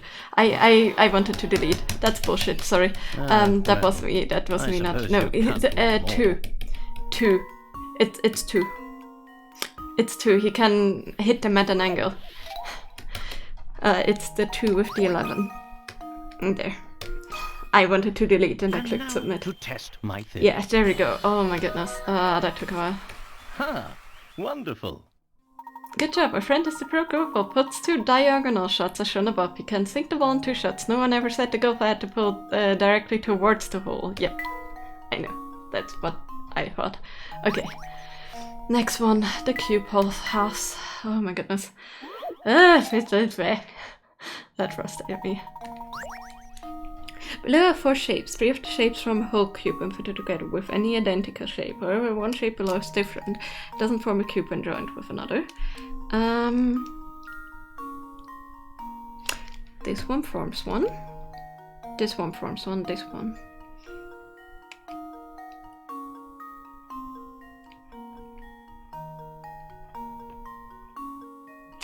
This one wouldn't because it would be mirrored. If it's flipped over, the edge would be here. If the edge was on the same side, it would work, but it doesn't work, so it's this one. And now to test my theory. Yeah. And there we have it. Indeed. It will not form.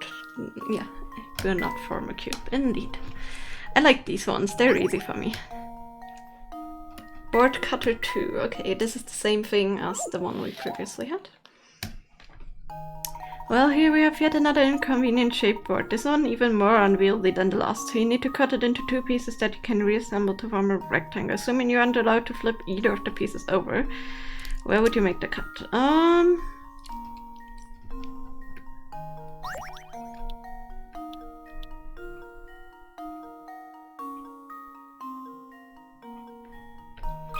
That should work.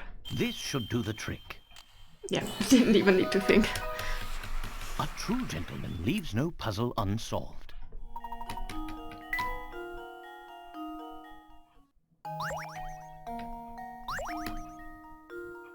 Royal show-off, huh? Sounds like a horse or a cow show or something. Huh. In a far-off country, there's a king whose favorite pastime is showing off the latest possession he's collected. The subjects of the kingdom are forbidden from purchasing new items until the king has owned them for a month or so. Only once he's tired of his new purchase can the common folk finally buy an item for themselves. However, the other day the king bought a new item that had him all but commanding his subjects to buy one as soon as possible. Circle that item. King bought a new item that had him all but commanding his subjects to buy one as soon as possible. So glad I know. Hold on.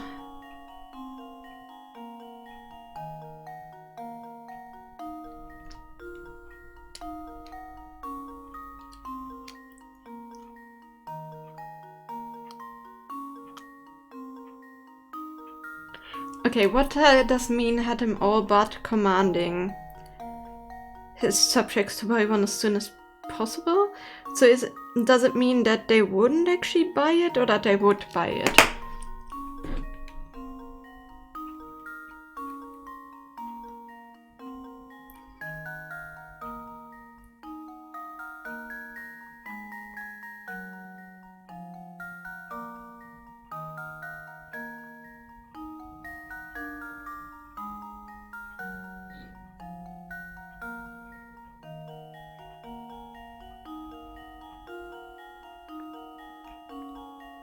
Yeah, exactly. It would be okay. So it is something the others he would want the others to have. Yeah, a phone would be useless indeed if he has nobody to call. Because like I mean, fridges and stuff you can like all use by yourself. And there we have I just you know I didn't. Yeah, my brain didn't understand the English in this, but yeah, it makes sense with the telephone. A hat weather. It's kind of like the guy from Jim Knopf and Dukas King iPhones. Because, you know, he's always on the phone. Whoops. There's a fellow with very particular rules about when he wears his hat. When it's sunny, he always wears his hat. When it's rainy, he doesn't wear his hat. When it's cloudy, he doesn't wear his hat. Unless it's been cloudy for 2 days in a row, in which case he wears his hat on the second of these days. Below says Getty where his fellow decided to wear his hat over the course of 1 week. Use the panel to fill the weather for each day of the week. Okay, so...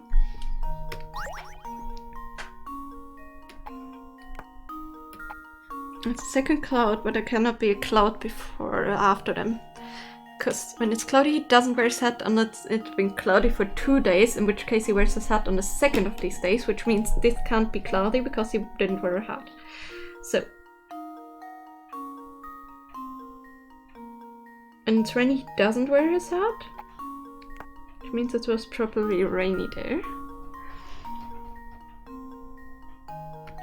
Definitely rainy there. It was probably cloudy the day before Monday. That's why he wore it on Monday, and the rest is sunny, because else we cannot put this. Consider this puzzle solved. Yeah, there we go. Smart brains. And there we have it. Excellent. If you assume that the Monday shown is the second cloudy day in a row, then your friend who must have worn his hat on that date. The rest of the solution then falls right into place. Yes, indeed. Okay, that was all the puzzles. Let's ask, there's one more person technically we can ask from the staff. Technically there's 2, but I don't know where the lady's at. Oh, hello. Oh, good day, sir. The name's Conrad. I'm a student from the village of Stopstone. I'm headed for Luxembourg, so it seems we were traveling together for a while at least. Have you heard about the long tunnel on the way to Luxembourg? When the train passes through it, the light on board is switched off. Strange, still, once the train nears the tunnel, all access of the deluxe carriers is cut off. What if someone needs to go to the toilet in the dark? Something very weird must be going on if they should have access to the deluxe carriage. Of course, that all makes perfect sense. Why didn't I see it before? Have a good night, cowboy girl. Thanks for hanging out. Hope you had fun playing your game. I didn't think I worked things out. Look, I think I've worked things out. Quickly, to the deluxe carriage. I'm right behind you, Professor.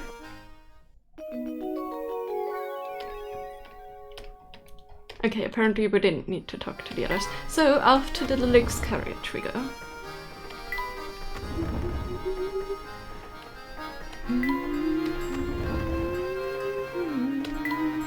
And we're gonna ignore all puzzles. Here we are, the deluxe carriage. Something's written on that sign on the door. Actually, it appears to be a puzzle of some sorts. I have a hunch that if we can solve the puzzle, we can gain access to the carriage.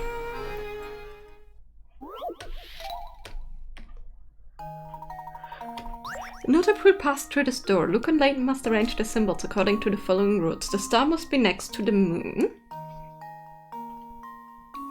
The X must be second from the top. The circle must be somewhere above the diamond. The moon must be located 2 places below the diamond. Star must be next to the moon. X must be second from the top. Circle must be somewhere above the diamond. Moon must be located 2 places below the 1, 2. There. Having a ticket to the Orient Express but having to solve a puzzle to get in your cabin would be quite something, wouldn't it? Actually, that would be quite amazing, especially if you book a crime trip. Good job cracking that code. You know what I mean? A crime in Orient Express. There we are, the door's open now. Goodness, look at this place, it's off the scale. Yes, it's far more luxurious than the standard carriages. These tickets must cost a pretty penny. Oh, Professor, this room is just breathtaking. And 1.5 times as big as our room to boot. Plus, just look at how super squishy this sofa is. Whee! Come on now, don't jump on the sofa. Look, remember what discussion we had about how gentlemen should act in front of ladies? Ah, you're right, it's so squishy. Whee! Okay, hey, what are you doing here? Radical surprise, dudes. Anyway, sorry to bust into the party, but I'm just here to snazz up the rooms. Let's see, how do I put it here? Negative. Sammy, that's not good. Hey, you there, smart looking dude. I mean you, man. Me, good sir? Uncle Beluga, I mean the boss, told me to dress the place up with some flowers. Can you work out where I should put these things to make this whole area smell nice? Of course, shouldn't be much trouble to find a spot of our flowers as lovely as these.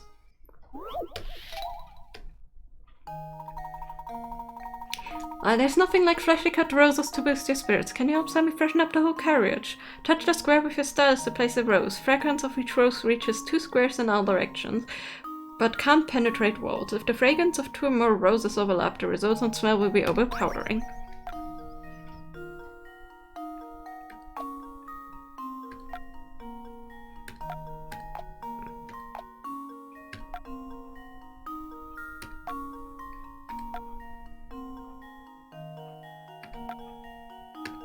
That won't work.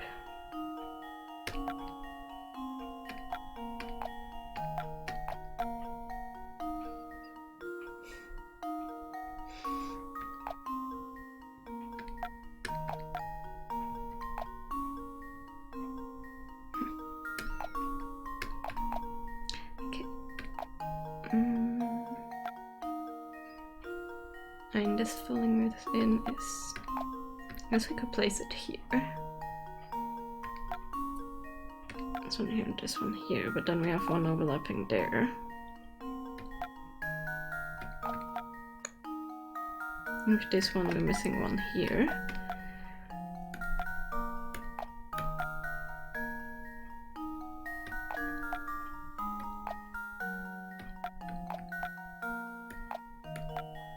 There we go.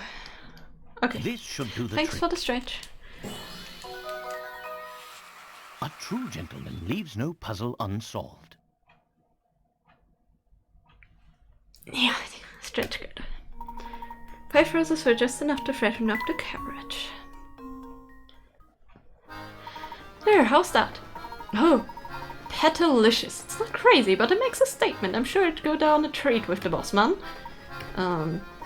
Well, anyhow, kick back, relax, and enjoy the rest of your ride on the Voluntary Express. Try my best to keep the time and keep it flexible and nice. It smells lovely in here now. Yes, quite nice, I'd say. But back to the task at hand. We've got this place once over and come up empty-handed. Again, gentlemen can't very well go barging into other people's rooms, so let's return to our room. Oh, Professor, do we have to? It feels like it's got so late. Can we just stay here for now?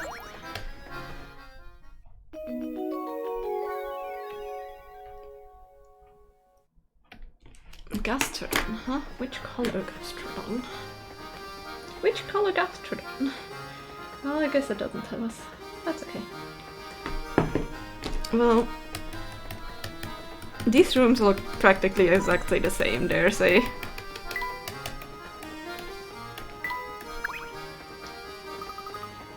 It's the strangest thing. All of the sudden, I'm so tired.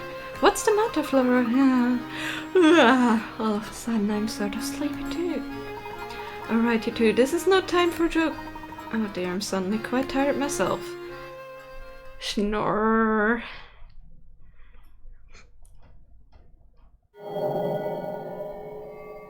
Whoopsie.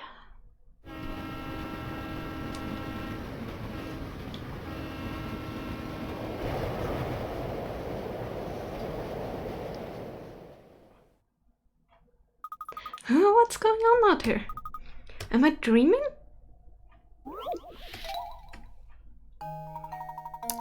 Two trains pass in the dark of the long tunnel. Move them around so that each locomotive ends up on the opposing track by keeping the carriage in the same order.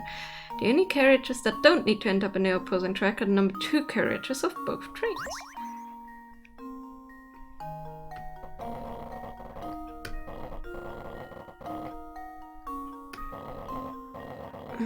Okay.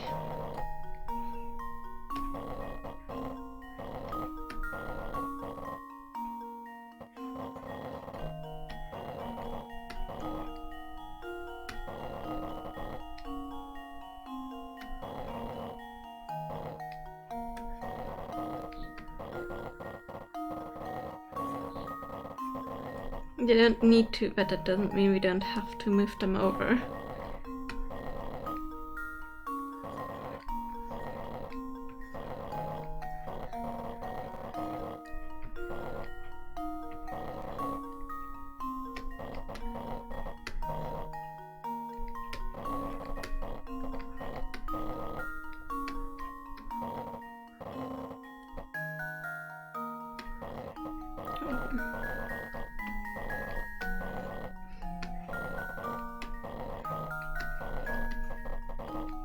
I'm probably using way more moves than I need to, but I don't care.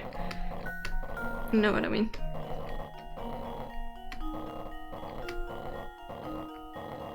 Okay, let's actually change front one here so I can just...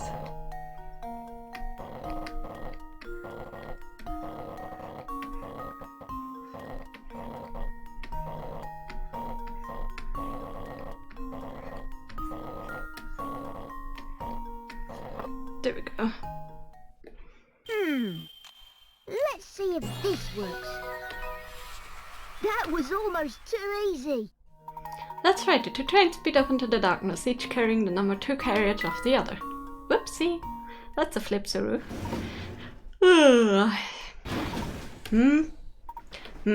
My word, must have fallen asleep on the sofa. How careless of me. You know what happened in that tunnel, Luke? Sorry, Professor, but I slept through the whole thing too. And I had the strangest dream. In my dream, part of the Voluntary Express switched tracks while we were in the tunnel.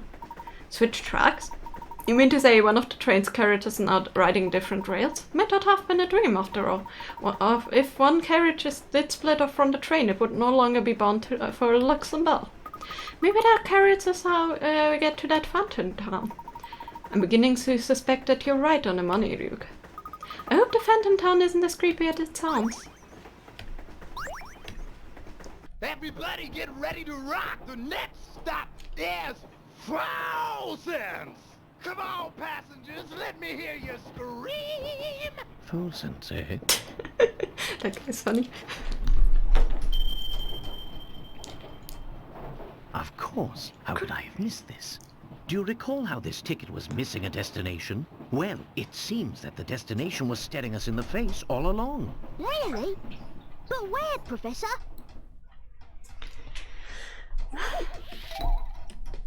Ticket tour.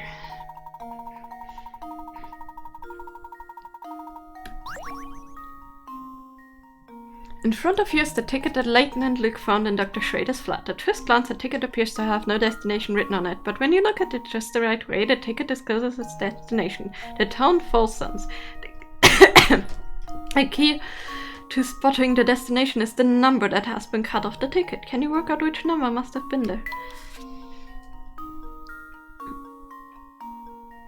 Oh. Oh. Yes. Something with this.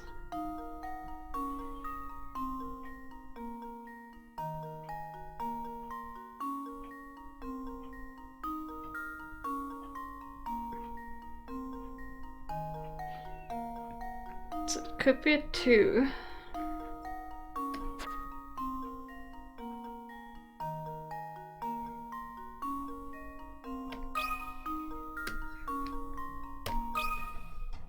This should do the trick. I think I know this one already, so Leaves no yeah. puzzle unsolved.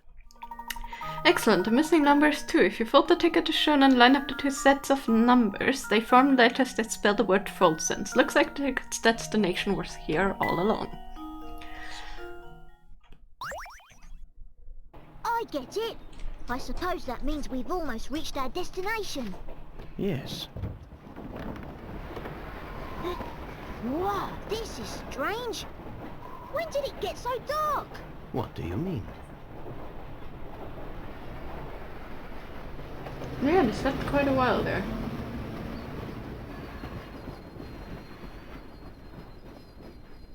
That's an interesting train station. I do believe we arrived at the next stop. But I don't see Flora, Professor. Where could you be? Hi, you two. Glad to see you're finally awake. Flora, where did you get off to? I'm sorry, but the carriage was really stuffy, so when we stopped, I went outside for some air. You went out alone? Are you crazy? It's dangerous out there. Who knows what kind of oddballs could be lurking around? Oh well, I'd be more careful from now on. Watch your tone, Luke. A gentleman always remembers to treat a lady with kindness and respect. Now, since we're back together, why don't we get off the train and see where we are?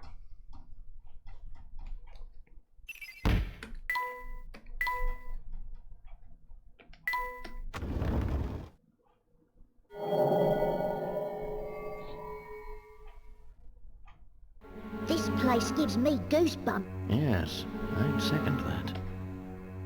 I'm sticking close to you two.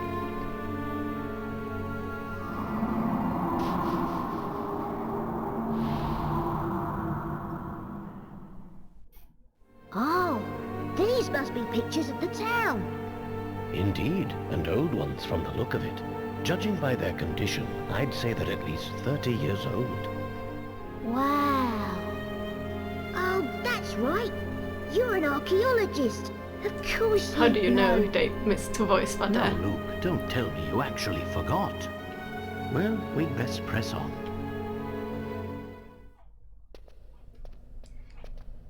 That's a weird... Yeah, that makes total sense that that is a train station, you know? Definitely does look like one. What on earth? Professor, what was Museum that? station, yeah, kinda. Let's go. Ah. Oh my.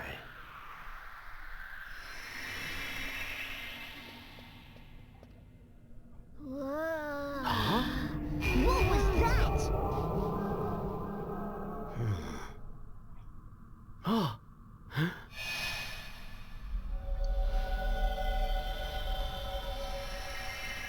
Just what is going on here? I don't know, but it's strange.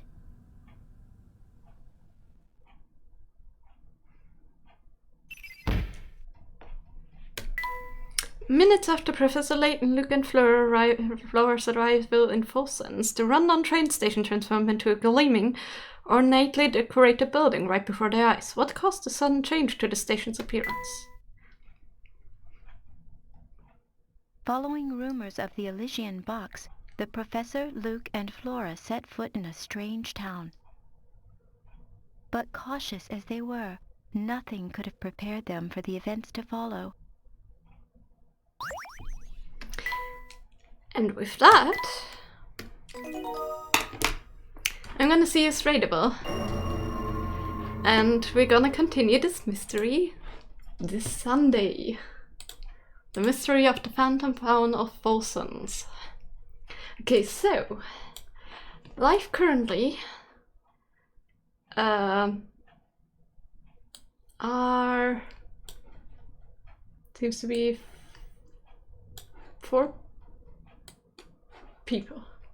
Okay, so we have Madame Juniper, who's doing a cozy coffee reaper cross stitch. We have Vintage Sogo, who's still working on the octopus diamond painting. We have Black Sheep Meat, who is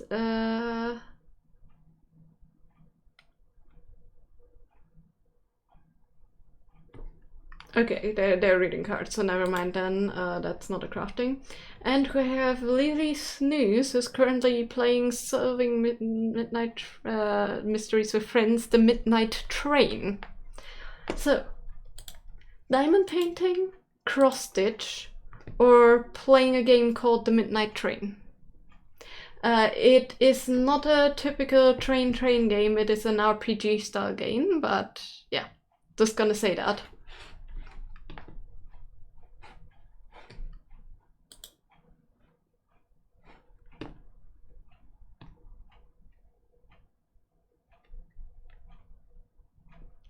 It's apparently about a cursed train, and it's like an anime story based whatever.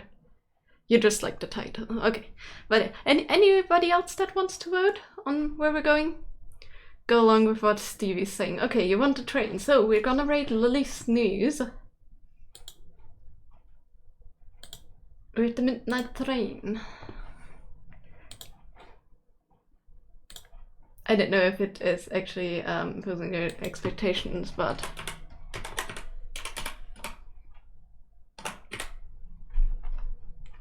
Lily Snoozes. Okay, so there we go. I will be back on Thursdays with crafting. Okay, you know the game, you've roughly seen a few bits. Okay, fair. So back with crafting on Thursdays. I will see if I can do the resin pours then. We shall see. I need to prep something beforehand. And if not, what am I doing else? I could do another building restoration, I guess. Or I could do some more crocheting. It depends. Maybe I do some sculpting. It depends on what I'm in the mood for. You know. Always depends on what I'm in the mood for. Either way. I hope you all enjoyed the raid, and yeah, see you all back on Thursdays. And for those who don't care about the crafting, I will be back with Professor Layton and the Diabolical box, or Pandora's box, back on Sunday, and we will continue to investigate the Phantom Town. But yeah, you all have fun, have a lovely morning, noon, afternoon, even in nighttime. Whatever time zone you're in, enjoy the raid, have fun watching them play the game, and yeah. See you all hopefully in the future. Bye bye!